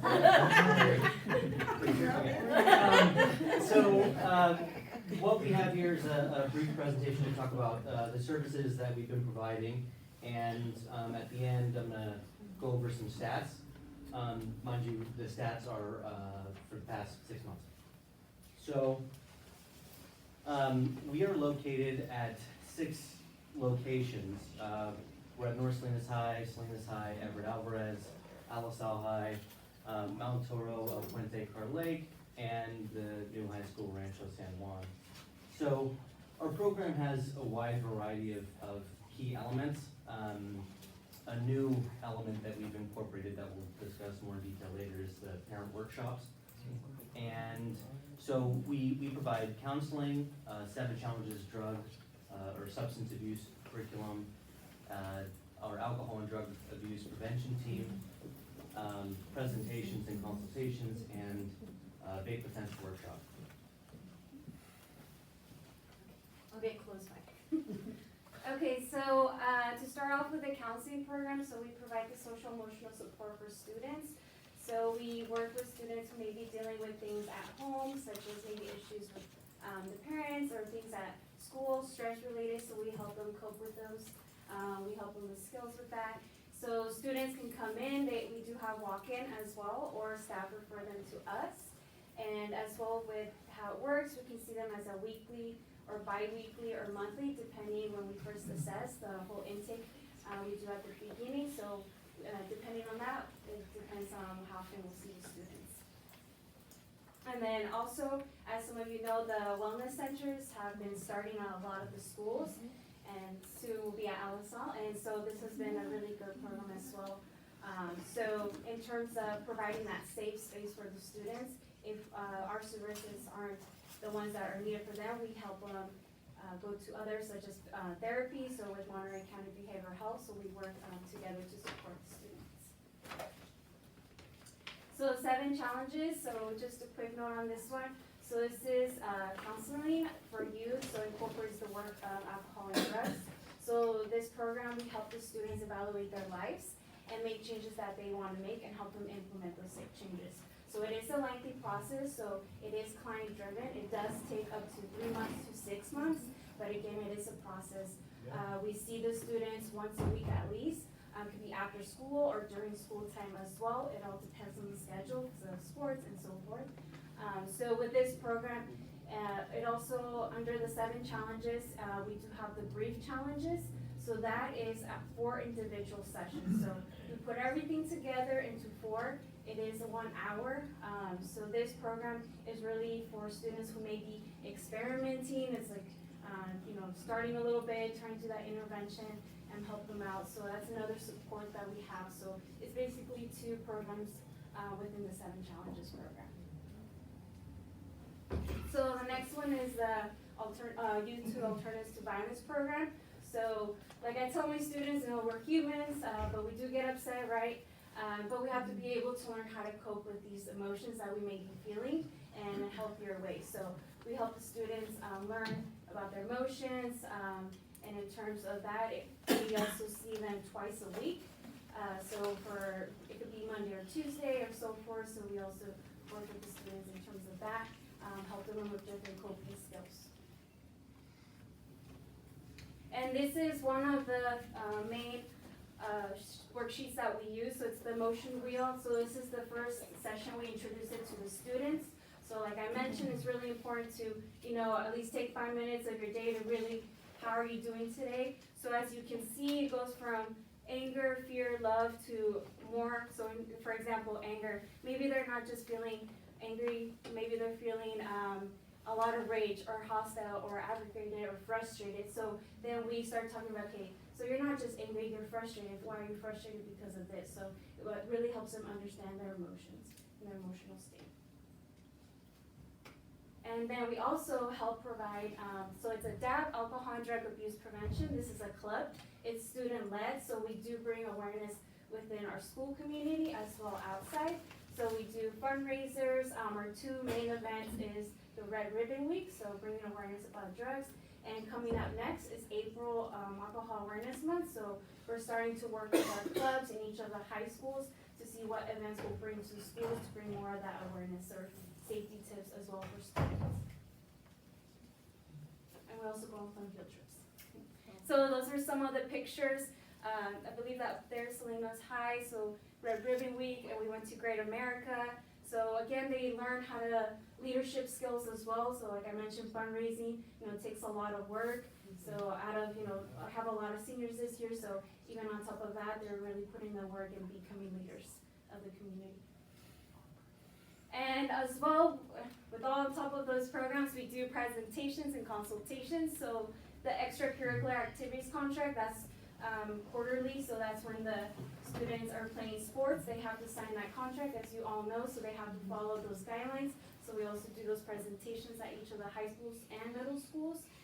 We have parent meetings, health classes, so along with the DAC club, they also present in the health classes, so we help the students do that as well. And then we also collaborate with parents and teachers and so forth. And some of our counselors attend the MDT meetings, so working with probation as well. And then the vape offense workshop is a new system as well that we have a new program. It's actually the 2nd year we've been doing it. It's been really great. So this one focuses mainly on vaping. So if students are caught with anything related to vaping, they're referred to us. So this is weekly at each of the high schools. So within the time we get the referrals, we set up everything, so we see them weekly. So it's a process as well. So it's an educational workshop. So we teach the students, about vaping, the health, the effects, and what can happen as well, the harm of it. And along with that, so they attend the workshop, they have to also do 2 counseling sessions. So they come and check in with us, same person, so they feel more comfortable. And the 2nd session, if we assess it and we're like, okay, maybe the student will benefit for the 7 Challenges program, or maybe another different program, just counseling, so we help them also receive those services if needed. So it's more than just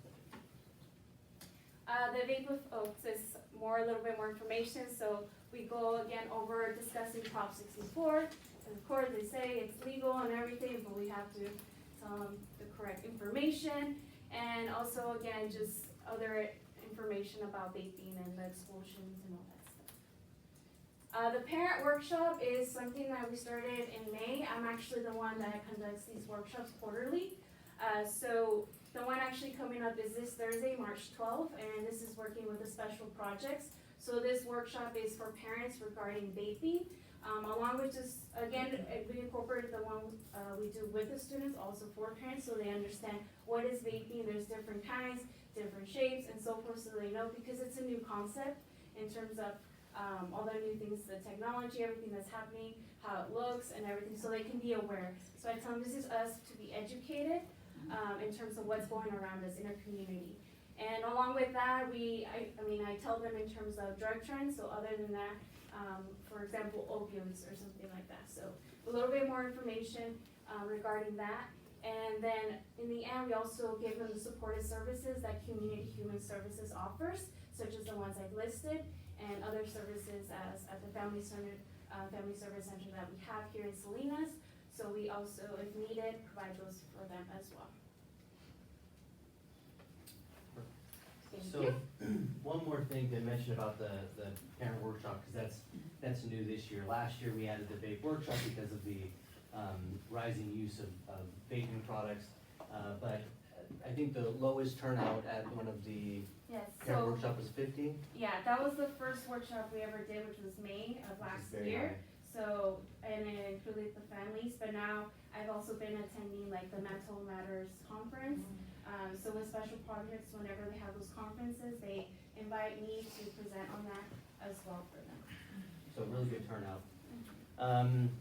Okay, so here we have a layout of all of the elements of our substance use prevention program spread across all of the schools. So right now, if we're just looking at what we call total interventions, but it's actual units of service, it's actually on par with last year, which is the most utilized program is the substance abuse counseling and 7 challenges.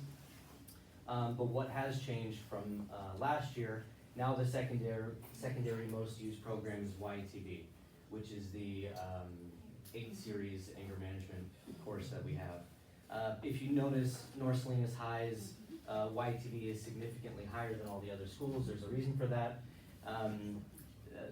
In conjunction with the administration at the school, there was a push or desire to enroll all of the freshmen and sophomore scholars, students who may have more acute behavioral challenges, to be enrolled in this program, as well as the other programming that they have at the school. So that's why there's a significant uptick in the YATB at that site. So similar to last year, our range for our counselors' caseload is between 40 and 50 ongoing, and the intake is about 15 to 20 every week, or every month rather. So here we have the exact percentage across all of the schools to show that the 7 challenges is about 33% of all of the students that participate in the sub-program, YTB and X. Counseling is close to our big workshop, and I think that that's due to the fact that we have been working much more closely with other agencies or supportive services within the schools themselves, like the wellness program, or the wellness centers. For our race and ethnicity of all of our participants, 86% are Hispanic Latino. Something to note that is different than last year is that we have a higher percentage of Mexican national, and I think that there's obviously a lot of variables. This might be due to comfortability that the counselors have with all of the students, the rapport that they've built. Maybe they feel more comfortable in reporting, or there might just be an increase in the ability that we have with our stats, because each year it has been getting better and better. So there's always a lot of variables. Something very different from last year is that the wax, and specifically THC, about 20% of the drug use participants that we have that are involved in drug use have selected wax, THC, as their drug of choice. In previous years, this may have been a part of the marijuana percentage, again, due to the rapport that they had built with our counselors, but definitely worth noting and something significant. significant to be aware of, especially for upcoming data tracking to see if this increases, decreases. But the availability of vape products is pretty incredible. So I think the usage of this whether it's THC or nicotine or any other substances is something to be aware of for the future. So finally, to show what we use to track the efficacy of our program is a self-sufficiency matrix, and we do this upon intake with every client. So any student that comes in for a YTV workshop, or sorry, a vape workshop, YTV series, substance abuse, or just counseling one time, we do this in the beginning, and we do this towards their exit. And if you can see, when the domain 1 is in crisis, 2 is vulnerable, 3 is stable, 4 is safe, and 5 is thriving. So last year, our progress was 71% of our participants increased at least 1 in the self-sufficiency matrix. And this year, it's a little above 82%. This is pretty miraculous, and I think that something that I'd like to point out is that obviously increasing by 1 on the self-sufficiency matrix, which includes substance abuse support systems with their family, as well as education, their involvement in their school. But we have about 25% that have increased by 2 or 3, which is amazing. Increasing by 1 is great, but by 2 or 3 is pretty great. But something that we've done new this year, due to request, I've been working much more closely with Irelia, the Director of People Personnel Services, to get data more easily shared, but also track the acceptance rate to the program. So there are individuals who refuse the program, and it's America, they don't have to participate in the program, but it's important for the schools to be aware and track and have documentation that interventions were made. So we have an acceptance rate of just over 93%. So also some really good data there. Do you have any questions? Trustee Tavera? I just have a statement. Are you her supervisor? Yes. What's your name? Lorena. You did very well. Yes, thank you. And I think your supervisor should move you to a higher level position.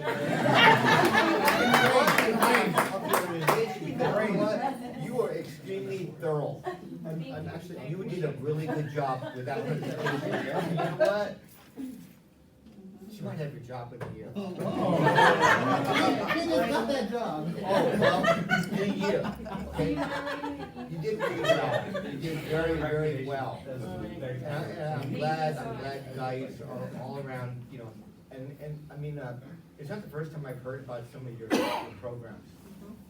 Because when we have to, when we put students, when we have to expel students, some of the requirements that they have to fulfill, and you all know this, are offered by your program. And I've never heard anything bad about anything you've done, so she's really good. You need to kick up her position. Noted.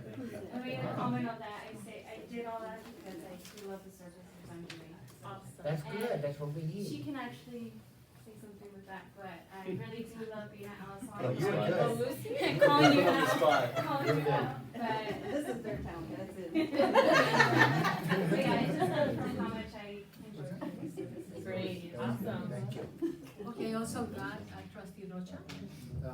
It's honestly a pleasure to serve on the board of this organization. You guys do great work, and I feel like one of the main reasons why you're able to be so effective in your position is because a lot of the staff who do this program are relatively young, and they can still connect to a lot of the students, and they know the trends, and they know the lingo, and they know how to spot certain things that maybe staff who are more advanced in their age, I'll say that nicely, may not always be able to spot. But you guys do amazing work, Mr. Stone. I know you do amazing work too. You didn't get enough credit, but I'll give you the credit. else? Thank you. Thank you so Thank much. you all. I'd just like to say thank you for your presentation, and what you have become to be, Lorena, is by working with this company, you know, community service, and by the guidance of the staff. So keep it up, and I won't tell you, you know, where to go, so just keep up, and also, your company should be working very closely with another cities, communities, nonprofit communities that are working out there to provide extra services to parents and students as a whole. Okay? Thank you so much. Thank you. Moving along on our agenda, I would direct my attention to Mr. Burns to do the following presentation on Rancho San Juan, and Arizona High School. So Superintendent Ocampo, President Ocampo, and trustees, I have asked the principals to come back another time so we can. Okay, great. Thank you.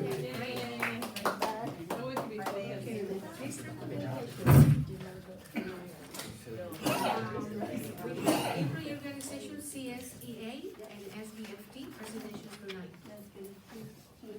Katie says hi. Where are they? She was in Oregon. Or somewhere. She's flying from LA. Yeah, or something like, what's that? 14-day quarantine. That's right, she's quarantined. My turn. Okay, on behalf of the classified has a professional development day on Saturday, February 29th. The event was well attended for a Saturday.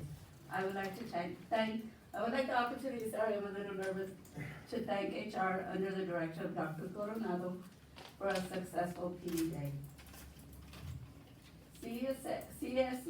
CSEA, Dr. Coronado and Ms. Hammers worked on vacant positions district-wide in a team effort with HR and have been in consensus in filling those positions. Vacant positions that have been vacant due to not selecting a candidate for some of these positions, although they went through the hiring process. We would like to see our vacant positions filled with candidates that are meant to work in our district and be able to excel to higher positions in the future. CSEA's intent is to work with HR to ensure that our vacant positions are filled in a timely manner. Now, my question to you as a board is, when was the last time you reached out to any of the chapter officers and asked us how are the classified doing district-wide? Are we getting the support we need? Have you taken the time in your busy day to meet with any of our members? The Board of Trustees desires is to provide a positive work environment where employees are free from harassment and discrimination. We should all be working together collaboratively to ensure that the district's mission statement is true. CSEA has spoken to classified staff at 2 of our high schools, and all they want is stability. Classified need recognition, support, a voice, and to not be bullied or intimidated at their sites by administration. This has been an ongoing issue, and yet our members feel no support from either side or from either site. All of you know where we work.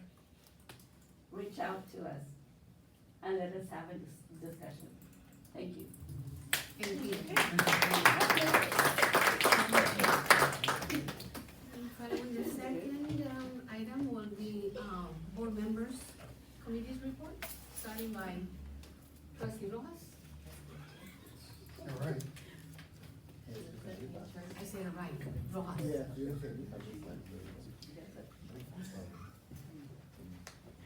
Not very much to report, and then I was out last week and I missed the Women's International Day invited by Rachel.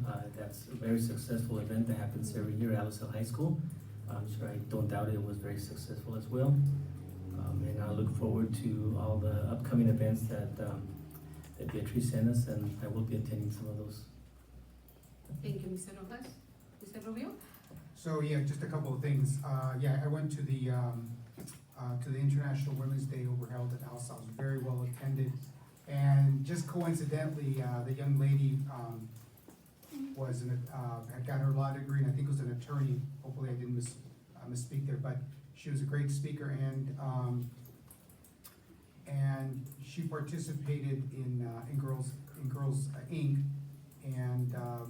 And my wife was one of the persons that got that program together with ECHO, and then there at Alisal, and then eventually became Girls Inc. So it was good to see one of her persons that went through that program, which was really nice.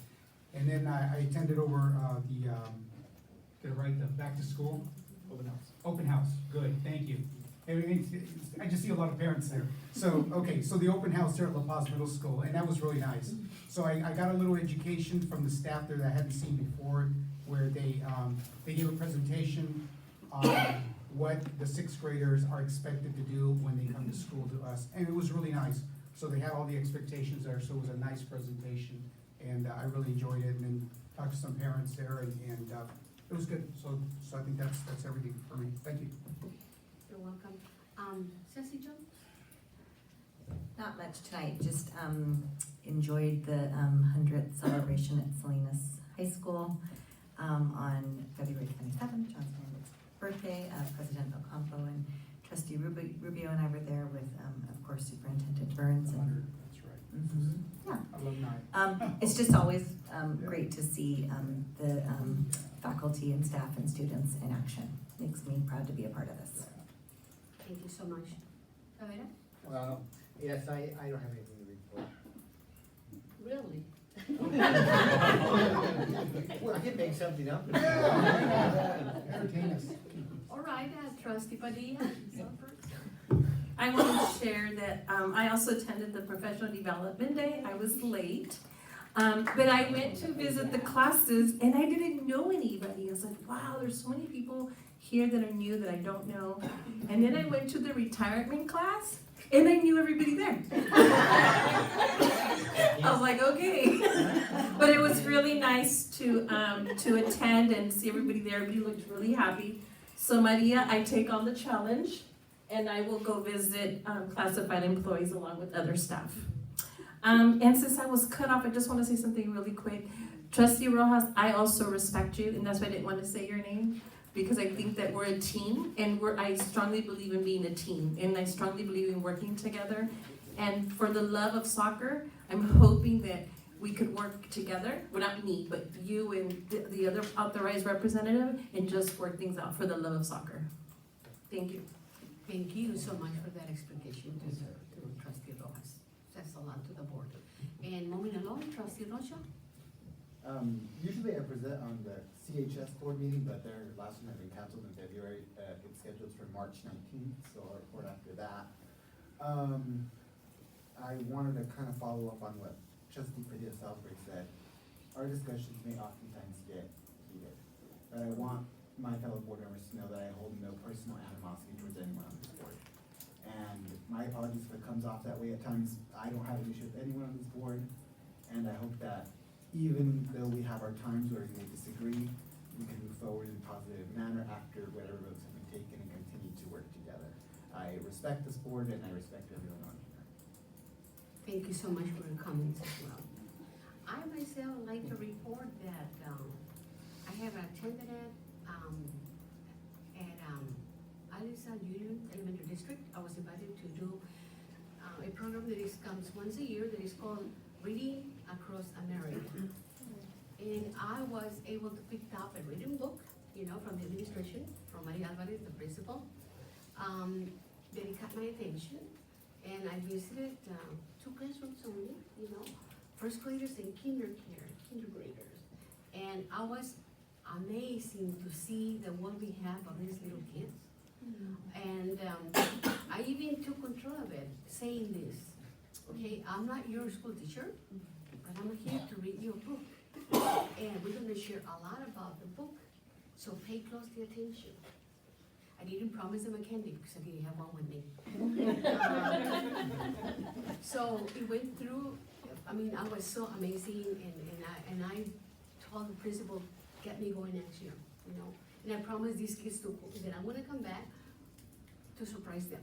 And what I'm planning to do is just go buy little cupcakes by the end of the school section and show up.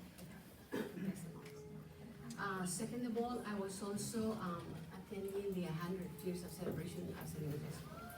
It was an amazing program put together by the staff and the community. And what impresses me the most of it is the recognition of 3, cowboys, 2 cowboys and a cowboy girl. A class of 1939. 39. Wow, awesome. And they were there.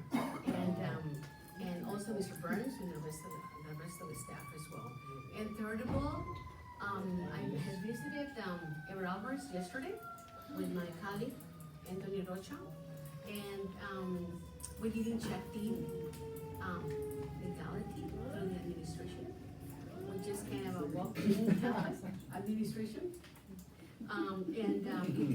Talk to the camp supervisors, classified staff there as well, and to Mr. Centeno, and get a sense of what's been going on in that school site, and pretty much it.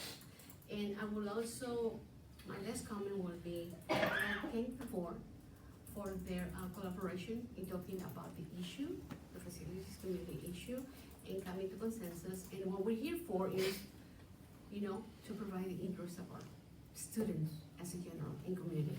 And we do have plenty of sites to look into it, and I know for a fact that the staff is already looking into it in their minds.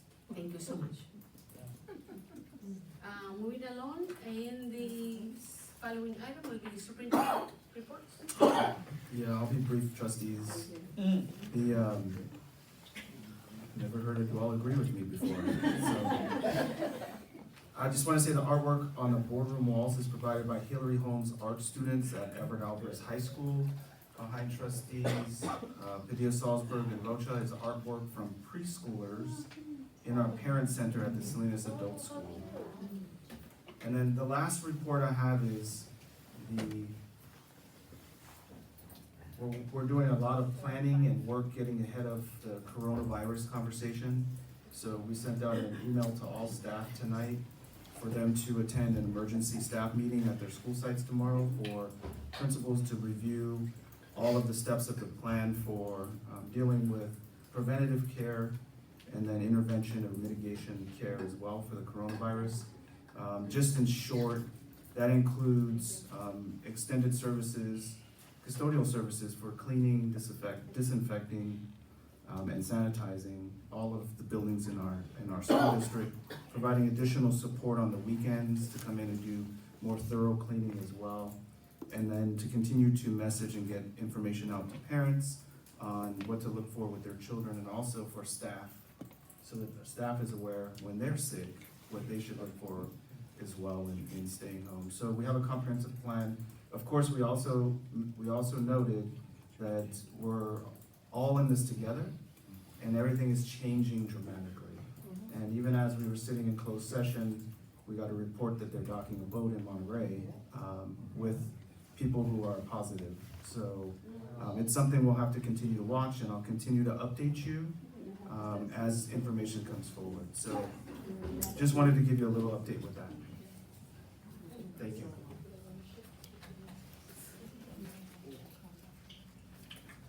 Okay, the following item that we're on the board is individual designed to address the board.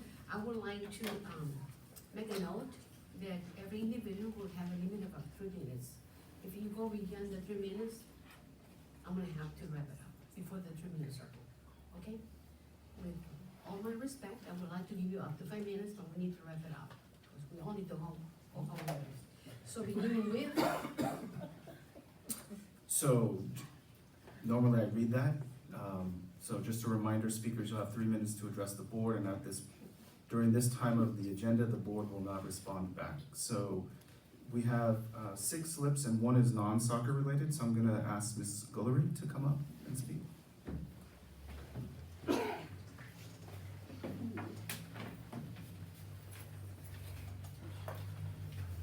Thank you. Good evening, board trustees. I have a letter that I'm gonna give you all because I did email it, but I wanted to, ask Ms. Coronado, I've been eyeing your beautiful red purse there. And I want you to think about,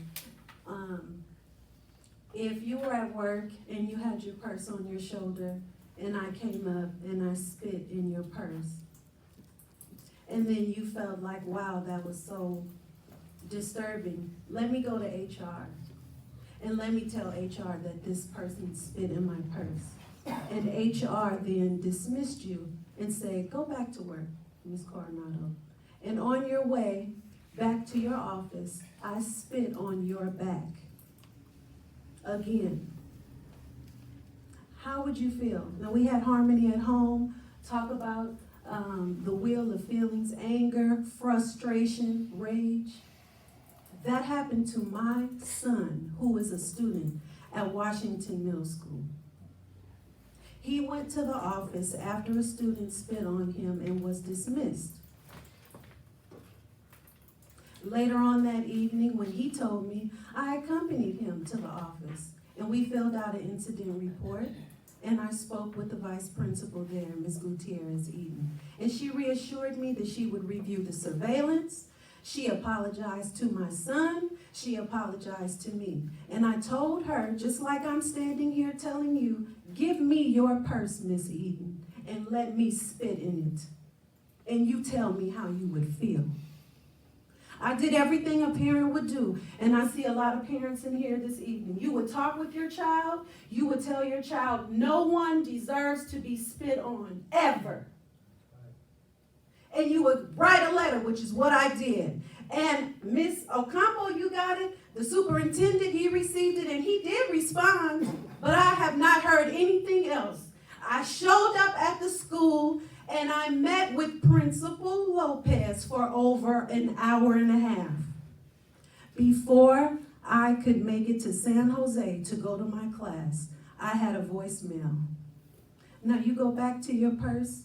You go back to those feelings, and the next day, Ms. Coronado, at lunch again, the same student or the same person spits on you again.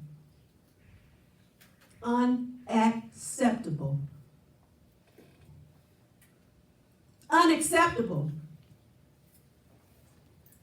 What do you tell a child when he has to go to school and has a myriad of emotions? No one has asked him, how did you feel about that?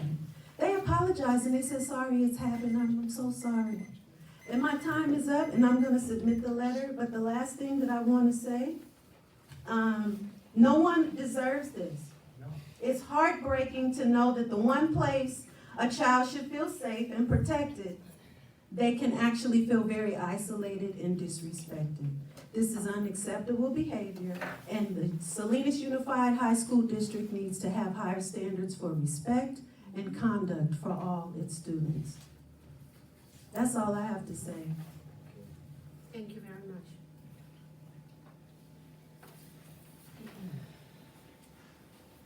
So next I have Fernando Ormenta. Good evening, buenas noches. It feels good or not feel good to be put in your place, to be told when you can speak, which is fine with me, all right?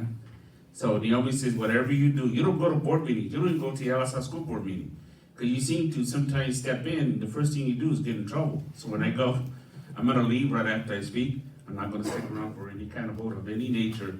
I said, yeah, I got in trouble. I walked in and I got sent to the principal's office, the superintendent's office, the board's office, for sucking on my lollipop. The same thing happened when I was at Roosevelt. Got sent to the principal's office for chewing gum and sucking on a lollipop. That's just that. In Latino terms, una pendejada que les quería decir. A stupid thing I just wanted to talk about. You know, I'm here. I feel good about this meeting as a constituent. Having been an elected official of 25 consistent years, and left with a lot of way up there. Someone that really, I got sent to the principal's office for chewing gum. And guess where I winded up? On Monterey County Board of Supervisors for 16 years, okay? and worked for community human services when I got out of grad school. Real quickly is, I have a concern. I'm not here to undermine any of you or even this community. And I see where the discussion went, indirectly and directly. And no disrespect to any one of you. There's more than one of you I spoke to about the whole issue of soccer and whether somebody has a conflict of interest. The conflict of interest, for the sake of each one of you as elected officials being in that place, it is over half the people know who you were talking about and what you were talking about. So nothing was hidden, whether you like it or not. It should have been held in there. And whether, no disrespect to Mr. Rojas, you know, I don't have his permission, you know, I got the impression that he was gonna abstain. What are you gonna abstain for, sir? You're an elected official, you're the leader.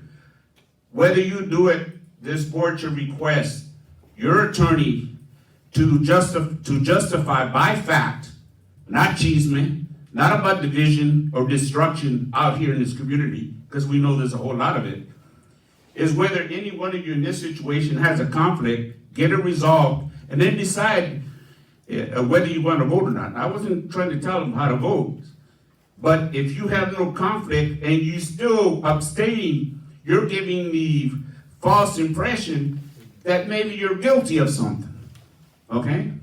The last thing is, I just want to thank you guys for all the hard work that you do. Whatever you do, find a peaceful, respectful, factual resolution to the issues at hand. A lot of it's out here, a lot of it's in there. Thank you very much. Next I have Mr. Estrada.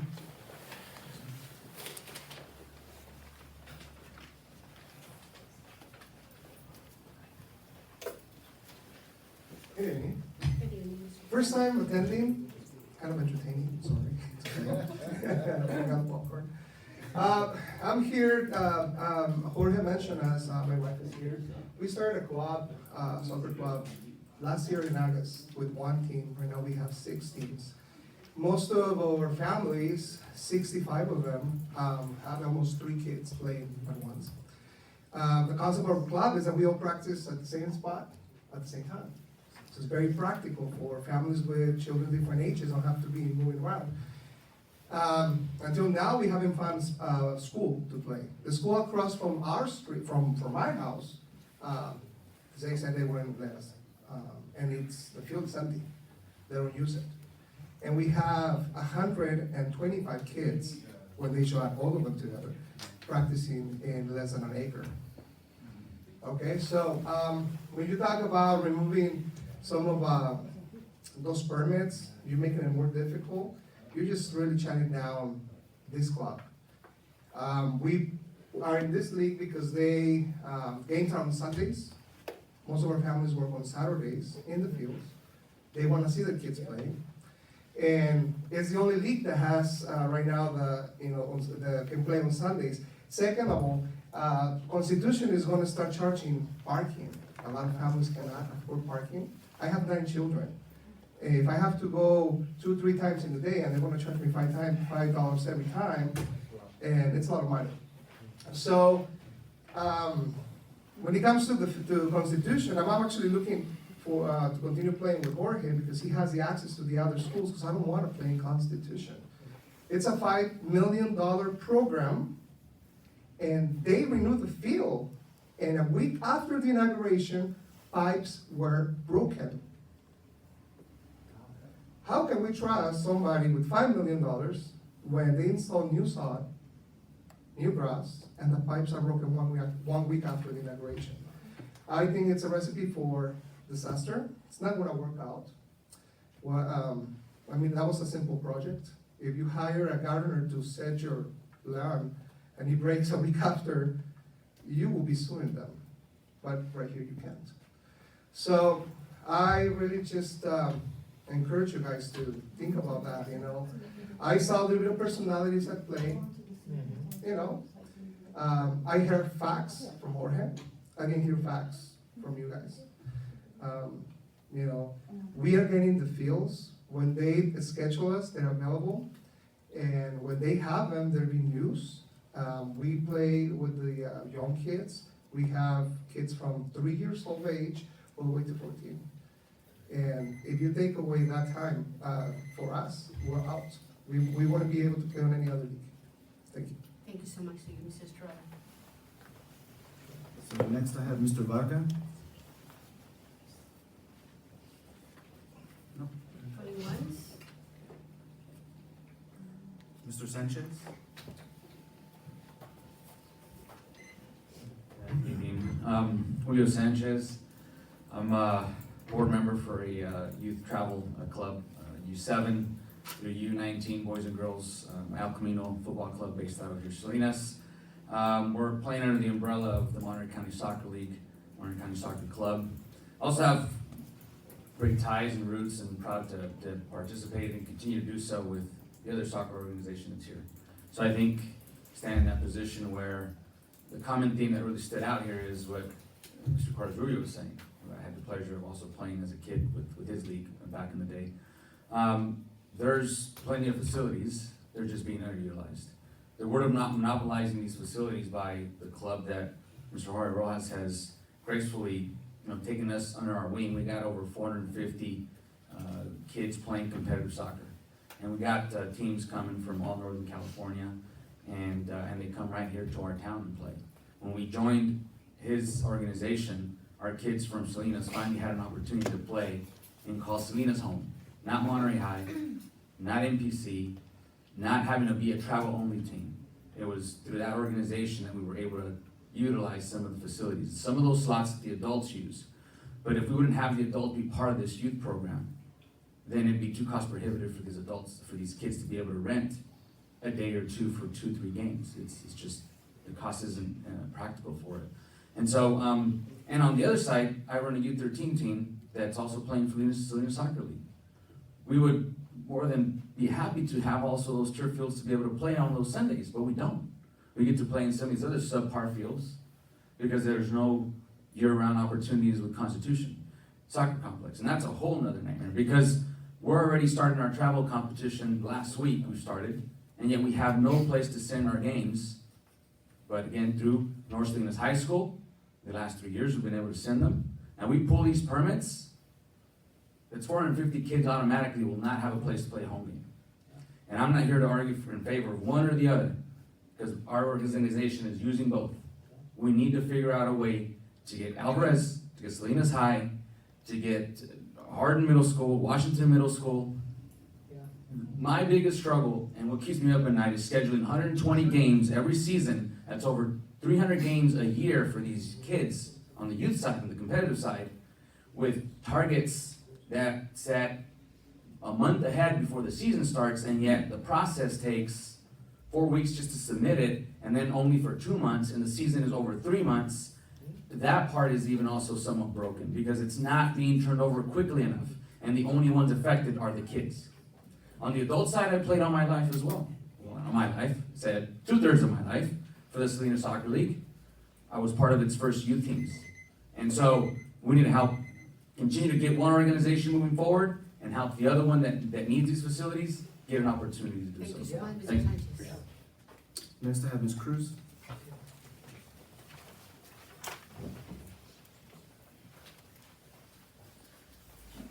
Good afternoon, everybody. My name is Marisela Cruz, and it feels awkward to be up here, but I say hi to everybody that I already know, and just here to make a couple of points.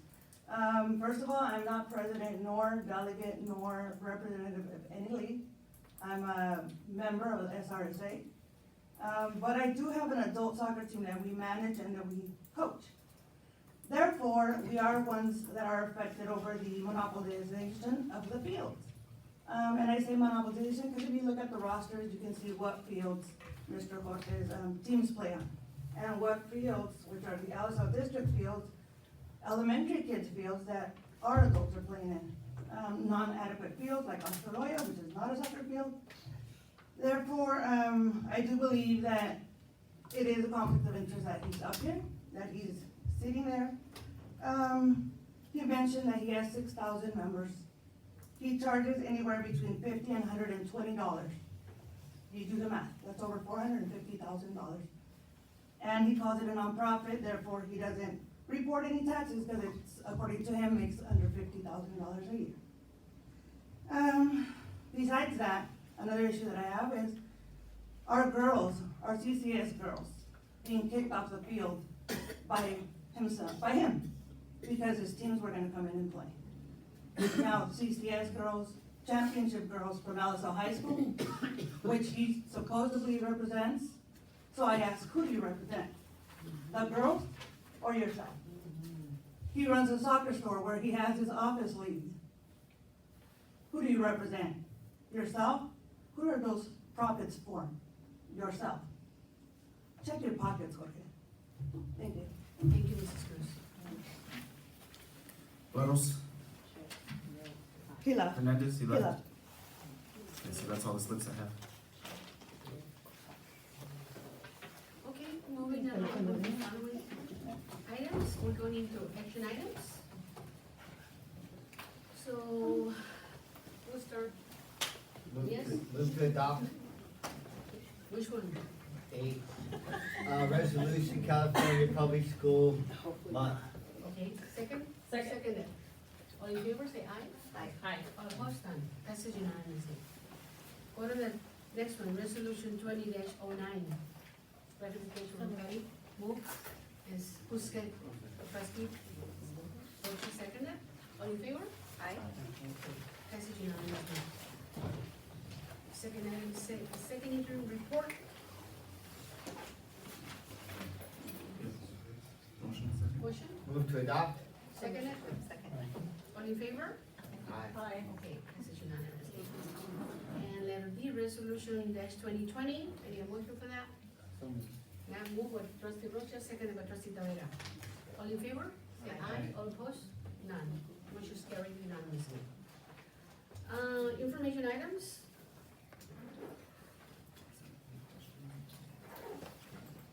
Yes, going on to letter A, first reading of board policy -5130, conduct. Any questions or concerns? You do. I have Trustee Padilla. questions and concerns, but for the respective time, may I just call the superintendent? Sure, absolutely, yes. Okay, moving on to the second item, letter B, first reading of board policy 5132, dress and appearance. Any questions and concerns? I also have questions and concerns, I'll refer them to the superintendent.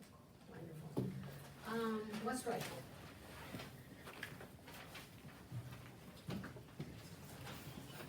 Trustee Lathan? Okay.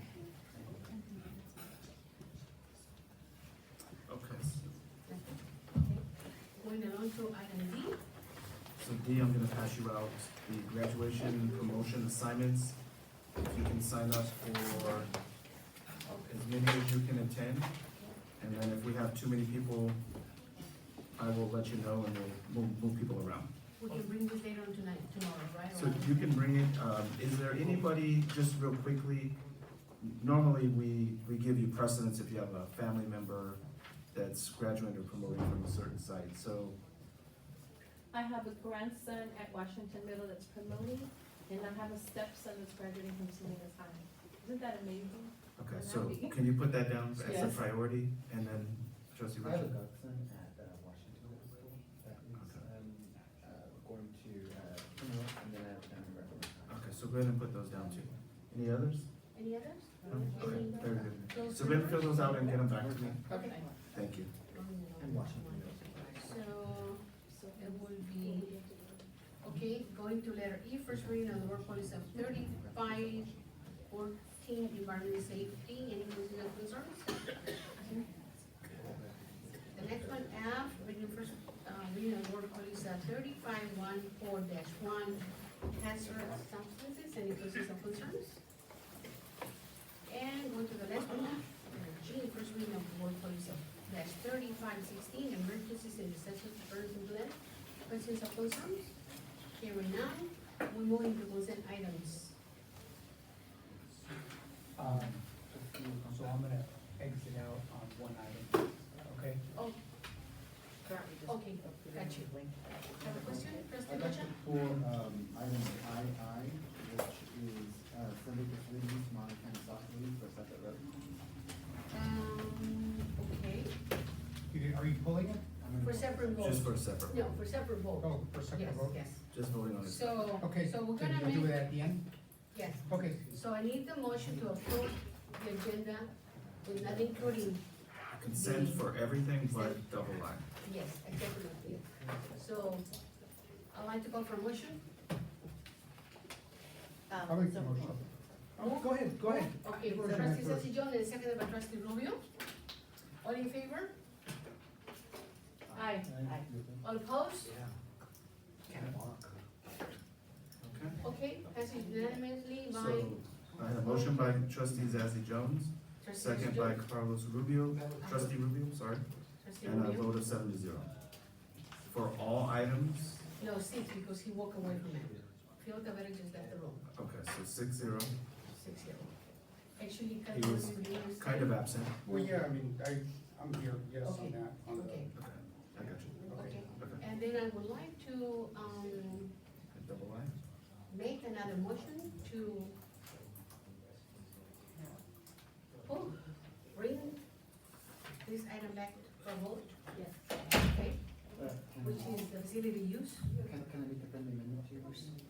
I wanna make it clear, never have any intention of voting down the facility use for Monterey County Soccer League. Actually, trustee Rojas, I implore you to step out of the room and recuse yourself from the vote. I really think they could have some serious implications for our district legally if you remain in the room. I ask you to please step out of the room. It's a clear conflict of interest, sir. I'm not gonna go down this, I'm simply gonna ask, I'm gonna make the motion for it to come back and for us to seek legal counsel on how to vote on this, considering we do have a board member who is listed as a principal officer for this nonprofit and serves on this board. I think that there are some serious legal implications of us voting to approve a permit in which a board member has a conflict of interest. Thank you so much, trustee Ocampo, trustee Ceci Jones. So, I have a couple of concerns, and I'm quite frankly getting frustrated at this point. This is simply for Sunday use. This is not for the entire spring. This is for use on Sundays. So I understand that there is concern about, I think there's actually lots of concerns about our implementation of the Civic Act policy. And there seem to be some administrative problems too with it taking a really long time and not using all of our fields. We all have a lot of work to do on this. But this is solely for Sunday use, and there is a really, really big event scheduled this coming Sunday that is going to devastate thousands of people if we don't approve it. So just a quick. Just gonna be real just honest. clarification, that's approved under a different permit already.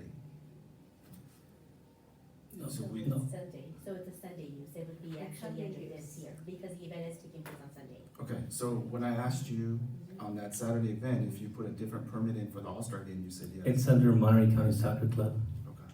That's us. I will excuse myself, but I will seek legal counsel also because of the reasoning.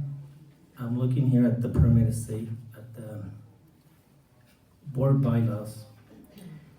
Board members who determine that they have a financial interest in a decision shall disclose that interest and will not participate in voting on that matter unless their participation is legally required. Financial interest, I will pursue some avenues, but financial interest if I'm making a profit. There are some schools that have not been reporting the donations. Just several months ago, we donated $9,500 to a school. So the money that we get, we donate to the schools. We buy equipment, we buy goalposts. So, you know, I'll say is just stick to your facts and do not avoid railing out chismes or gossip. That's what's gonna cause that. And I will remove myself. Trustee Ocampo, Trustee Rocha. I hear what you're saying. This could have been avoided a long time ago if someone who's listed as a principal officer did not seek those permits while they're a school board member. You're in a position of leadership. You should think twice about your actions. This could have been prevented a long time ago. reality is dual roles. And I don't want to be implicated in anything that looks or even smells or even has the appearance of corruption. And I think that this is making the right decision. I'm happy he's gonna seek legal counsel. I'm not an attorney. I'm not claiming that he did anything. I just want to make sure that all our steps are covered and really what we should do to move forward. Because if he's gonna continue in that role as a principal officer, he should consider maybe having his vice president come and fill the permits instead of him. Because that's really raising a huge issue for us, because our employees of our district have to sit across the table from a school board member on an issue that's pertaining to them, and they may not be a financial interest. That to me is not okay. And I'm not here to attack anyone personally. I don't think I raised a single concern about his organization and the way it operates. I don't have any vested interest in soccer. I don't play soccer. I don't know anything about soccer. I'm not involved in any of this. I don't talk to any of the other leagues for the most part. And, I just want to make sure that we're following all the legal protocols. Do you have any questions, Trustee Padilla? So, if I may, I would ask that you, if you're looking at that through the lens of what we have planned for this Sunday, that you would consider approving this Sunday, because we have kids from all over the county coming to participate. There's a lot of investment there, and my suggestion is that we would approve March 15th for this all-star game, quote, all-star game. And if you decide to not approve the rest of it until later, then I can get you some legal counsel on that. However, it's gonna look bad on all of us if we cancel that Sunday all-star event. I will make the motion with that amendment. I'm comfortable voting for this Sunday's use only. I'm comfortable with that. Trustee Rocha? I'm okay with if you guys decide to vote that way. I'm personally gonna abstain considering he spoke at our meeting, and I think that is undue influence. He spoke at our meeting and he's a principal officer. If you all wanna vote for it, no judgment, but I'm not gonna participate in that vote. I'm gonna abstain. I would like to just pitch in my two nickels on this conversation. And I would like to say, I hear both sides and both concerns, the fair political practice, I'm familiar with that, okay? But I also heard that, we got misconfused with the use permit for Sunday, March 15, okay, our district. So we got that feedback, we thought, okay? And so they had spent all kinds of things going on, putting all this big event together. And I do feel that we have to come out to a win-win situation, so I can go along with the recommendation of Denver's, approving it this Sunday, March 15th, because it will feel, upwards for all the people that are coming from all over to this big event, the grand opening of the soccer game. I mean, that's safe. And nevertheless, in these areas, Salinas, my goodness gracious. So I will thank you ahead of us to make that effort to approve only that one Sunday, and then put it back into agenda, for further discussion through the legal counsel to provide us whether or not it's a conflict of interest, because we don't know the law. We need to become advised by our legal counsel. So with that in mind, we're just adding ourselves one Sunday. I know you're abstaining from that, you feel that way. And I would like to abstain from that, but due to the necessity and the event and all the media that is out there promoting this huge event, thousands of people, how are we gonna look out there ourselves? We didn't come to any consensus, Trustee Cissy Jones? Thank you, President Ocampo. I just have one additional piece, and I apologize if I'm out of order. This is getting a little bit in my, anyway. When we discussed this 2 weeks ago, we made the decision at Superintendent Burns' excellent recommendation to approve all of these Sunday events for 2 weeks until we met again, so that we could have this presentation and be better informed. In what I gleaned from the vast conversation this evening was that there seemed to be some misconceptions. We're underinformed, we're misinformed. We definitely need a lot of clarification. My concern is we don't meet again until March 28th. There are 2 Sundays in between now and then, not just one. According to people in this room, hundreds of students, kids, potentially thousands, I don't know, will not be able to play on Sunday, March 22nd if we don't approve, at least, by time till the 28th or 24th, whenever it is we meet again. I'm just wanting to point that out. Again, I don't know if I'm out of order, and I'm ready to go. Madam Chair, I just want to state that if the attorney would have been very clear and said that it was not a conflict of interest, I would have been a lot more comfortable. But she was very vague and said, I cannot share that in public. So I'm left with unanswered questions. And I did not bring in non-information or non-facts. So to be stated to me that I didn't bring in facts, that I brought chisme, is an unfair statement to me. Because that's not what happened. And I was trying to be very professional, very respectful. No, not to you, but trustee did. But I do not want to harm any students. That is not what I'm here to do. So I'm willing to be okay with Sunday, but if I know that there might be a conflict, why did I do all of this? To have a negative impact to our community. And the attorney was not clear. If she would have been clear, we would have been having a different conversation right now. She kept saying, I don't want to discuss it in public. That's what she kept saying. Well, but, in her defense, her job is to work for you as a board and to give you a qualified opinion, not just an informal opinion in the meeting. So I've written down a ton of notes that will become facts for her to then write an opinion that I'll get you as soon as I get it back from legal counsel so that you can read through that as a confidential. It is actually not a closed session allowable discussion. So it comes through a confidential legal opinion that you'll get. And then you can discuss it in open session next meeting. Well, I'm not gonna support a motion like that, because frankly, I haven't seen any proof that anybody has broken the law, that anybody has violated any confidentiality, conflict of interest. I haven't seen any proof. All I hear is. I was advised not to And you know bring what, it. and you know what, and you know what? All I have seen, all I know is one group who wants and the other one who has. And because one has and the other one wants, they want to go at it, okay? Now, and the other thing is that I really believe that the issue, when I said about the policy, it was brought to my attention that we had the policy, and I read through the policy, and the policy was the same as the presentation. Still didn't have my questions answered, okay? Because I really believe that we need to go through and define for people what that policy means. There was no mention of nonprofits. There was no mention of what constitutes a nonprofit, an official nonprofit and an unofficial nonprofit.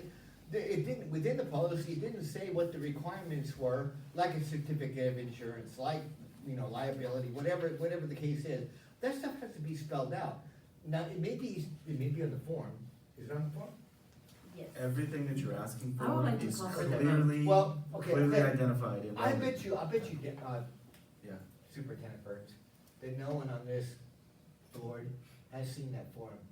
That's not. Typically, that's not I your bet you no role, one has seen right. it. So typically, And that's no one- not your You role. need to become familiar with That's what not that true. is. But we can get you Because that. I know you can, But- This thing can be delayed, Okay. it can be, they're not finished yet, it can be delayed, and we can have some discussion about it, but you know what? When people say that one of the board members is in conflict of interest, I haven't seen a complaint, I haven't seen But anything due to about the it. recent Hey, comments, I vote Okay, no. enough, out of order, Come on. out of order, come on, come on. No, that's not out We of are order. facing, we are You have facing an given the issue. floor, and I'm answering, I'm You giving my have, opinion. you have directed the administration previously in regards to the same concerns. And we directed the staff to provide us every single item by law, what are in regards to the use permits, I don't think people understand what the insurances, hell all the this is details about, that we have what's going on to. here. So I'm expecting that from Okay, so just a the point of staff. order Okay, to all of this quickly is we have a motion by trustee Padilla Salzberg to approve just this Sunday for the All-Star game and no others until we meet again. So do we want to vote on that? I'm gonna call for the motion. I need to. So I would need a second and then. I'll second that. Go ahead, vote. Can I ask Yeah. a question? Please. No, no, we so- are gonna have, our board's gonna have problems. Please. When we You, call it, I don't know to feel, you need to get going, if you need to leave in the day. Go ahead, ma'am. Trustee Cecily, did you? Just back to my original question, and I know I'm probably not asking it properly, but, I'm just concerned about the kids. Again, all of the other days, this team is still playing, this is just Sundays. Correct. So I'm just, I wanna make sure that 15th gets approved, but I would love to see the 15th and the 22nd approved until we meet again, or maybe we call an emergency meeting before the 22nd, so that we can get clarification from legal counsel. We can do that. So we can add that to the motion. Is that okay with you, trustee Padilla?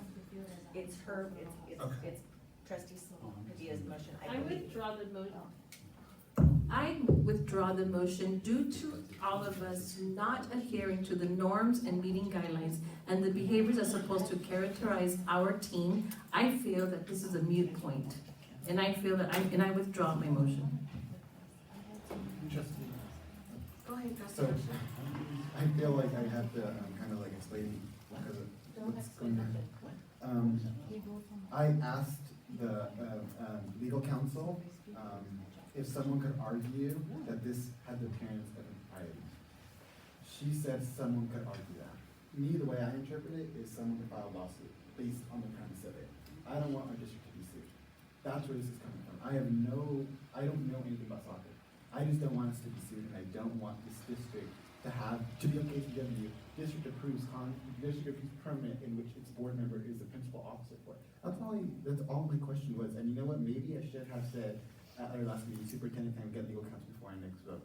My apologies, I'm not an attorney. I didn't realize that at the moment, that we have that, you know? Here we are with the decision to vote on something, that could affect hundreds, if not thousands of students. And you know what, there's only one person to blame. And it's a person who broke the rules and acted in dual roles. And I'm sorry, but I'm not gonna put myself in a position to get fined by the FPPC or to be in the news for voting to approve that. So the motion was pulled. I'd like to remind all of us that I do understand as your president of the board that we are dealing with a huge issue and it's not so easy to dissolve, especially when we have 3 board members that are disappearing, you know, well, and to me this shows an ethical performance, but that's okay. But what is killing me here tonight is that we're looking at the legal perspective, you know, what would happen to us, you know, if we pass this motion today. I wanna be sued, I wanna be part of the board members, I wanna be, you know, involved in a legal issue, who's gonna pertain to the whole board of trustees. And it's okay. Everything has to be, you know, I mean, having a sense of thinking through and finding a solution. And I do agree with both of you, trustee Padilla and trustee Rocha, and in trustee Constance Jones as well. But what I also feel deeply inside of us, that we have a representation, we have a job to do, we have to do a fiduciary representation to our districts. And when you are becoming totally obsessed about the concern of a legal perspective, I respect your mentality, but I will not go along with that. Because we have thousands of kids expecting to play on March 15th, okay, in our campuses that are gonna be sacrificed not to do so, because some trustees walk away from a meeting, and what we got here is like, I'm not gonna support anything because I'm afraid to become part of that. But you know what?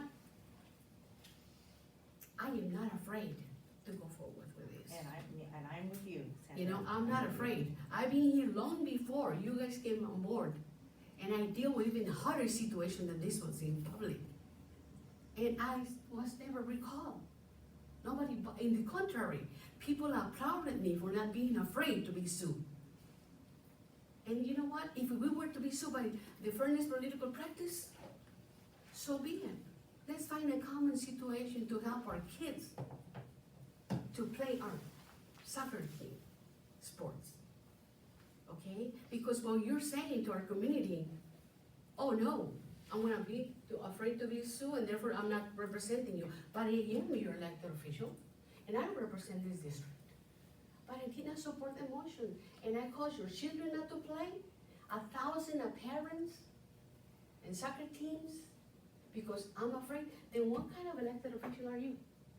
You either go for the causa and they stick to the causa and fight for the causa, but don't abstain from voting and don't say, I'm gonna withdraw from this because you know what? We're talking about one single Sunday, for God's sake. What kind of side effects can we cause by taking medicine tonight? Let's So Madam teach the Chair, other I trustees understand that you we are a want board to, and a united you want to board. preach to us, but what are we gonna do? I am going to make a motion that we as a board approve this Sunday, March 15th, the permit use so that the All-Star Soccer game that benefits students from all over Monterey County, it unifies the students in this county. And so that we don't literally disappoint thousands of people. And I'm with you, bring it on. I don't care what happens. We are doing this for the kids. That is my motion. That was my motion to begin with, for this Sunday. Right. So I will second that motion. Thank you, trustee. Comment? As long as we get legal counsel afterwards and we do not continue to allow this to happen, I need to have confirmation that this not, I'm not saying that he is breaking the law, I'm saying I need to have confirmation that he's not. I will vote to approve this as long as it stops immediately and we get legal counsel before it has another day. Thank you, trustee Rocha. I'm gonna call for the motion. All in favor, say aye. Aye. All opposed? None. Passes unanimously 4-0. Thank you so much for your support. Let's see. Future agenda items, reference agenda, Mr. President, March 24, 2020. And I need a motion to adjourn. I so moved. Second, for trustee. Okay. Second. I got 3 trustees seconded, so no choice. Either or. Trustee Padilla, trustee Rocha, all in favor say aye. Aye.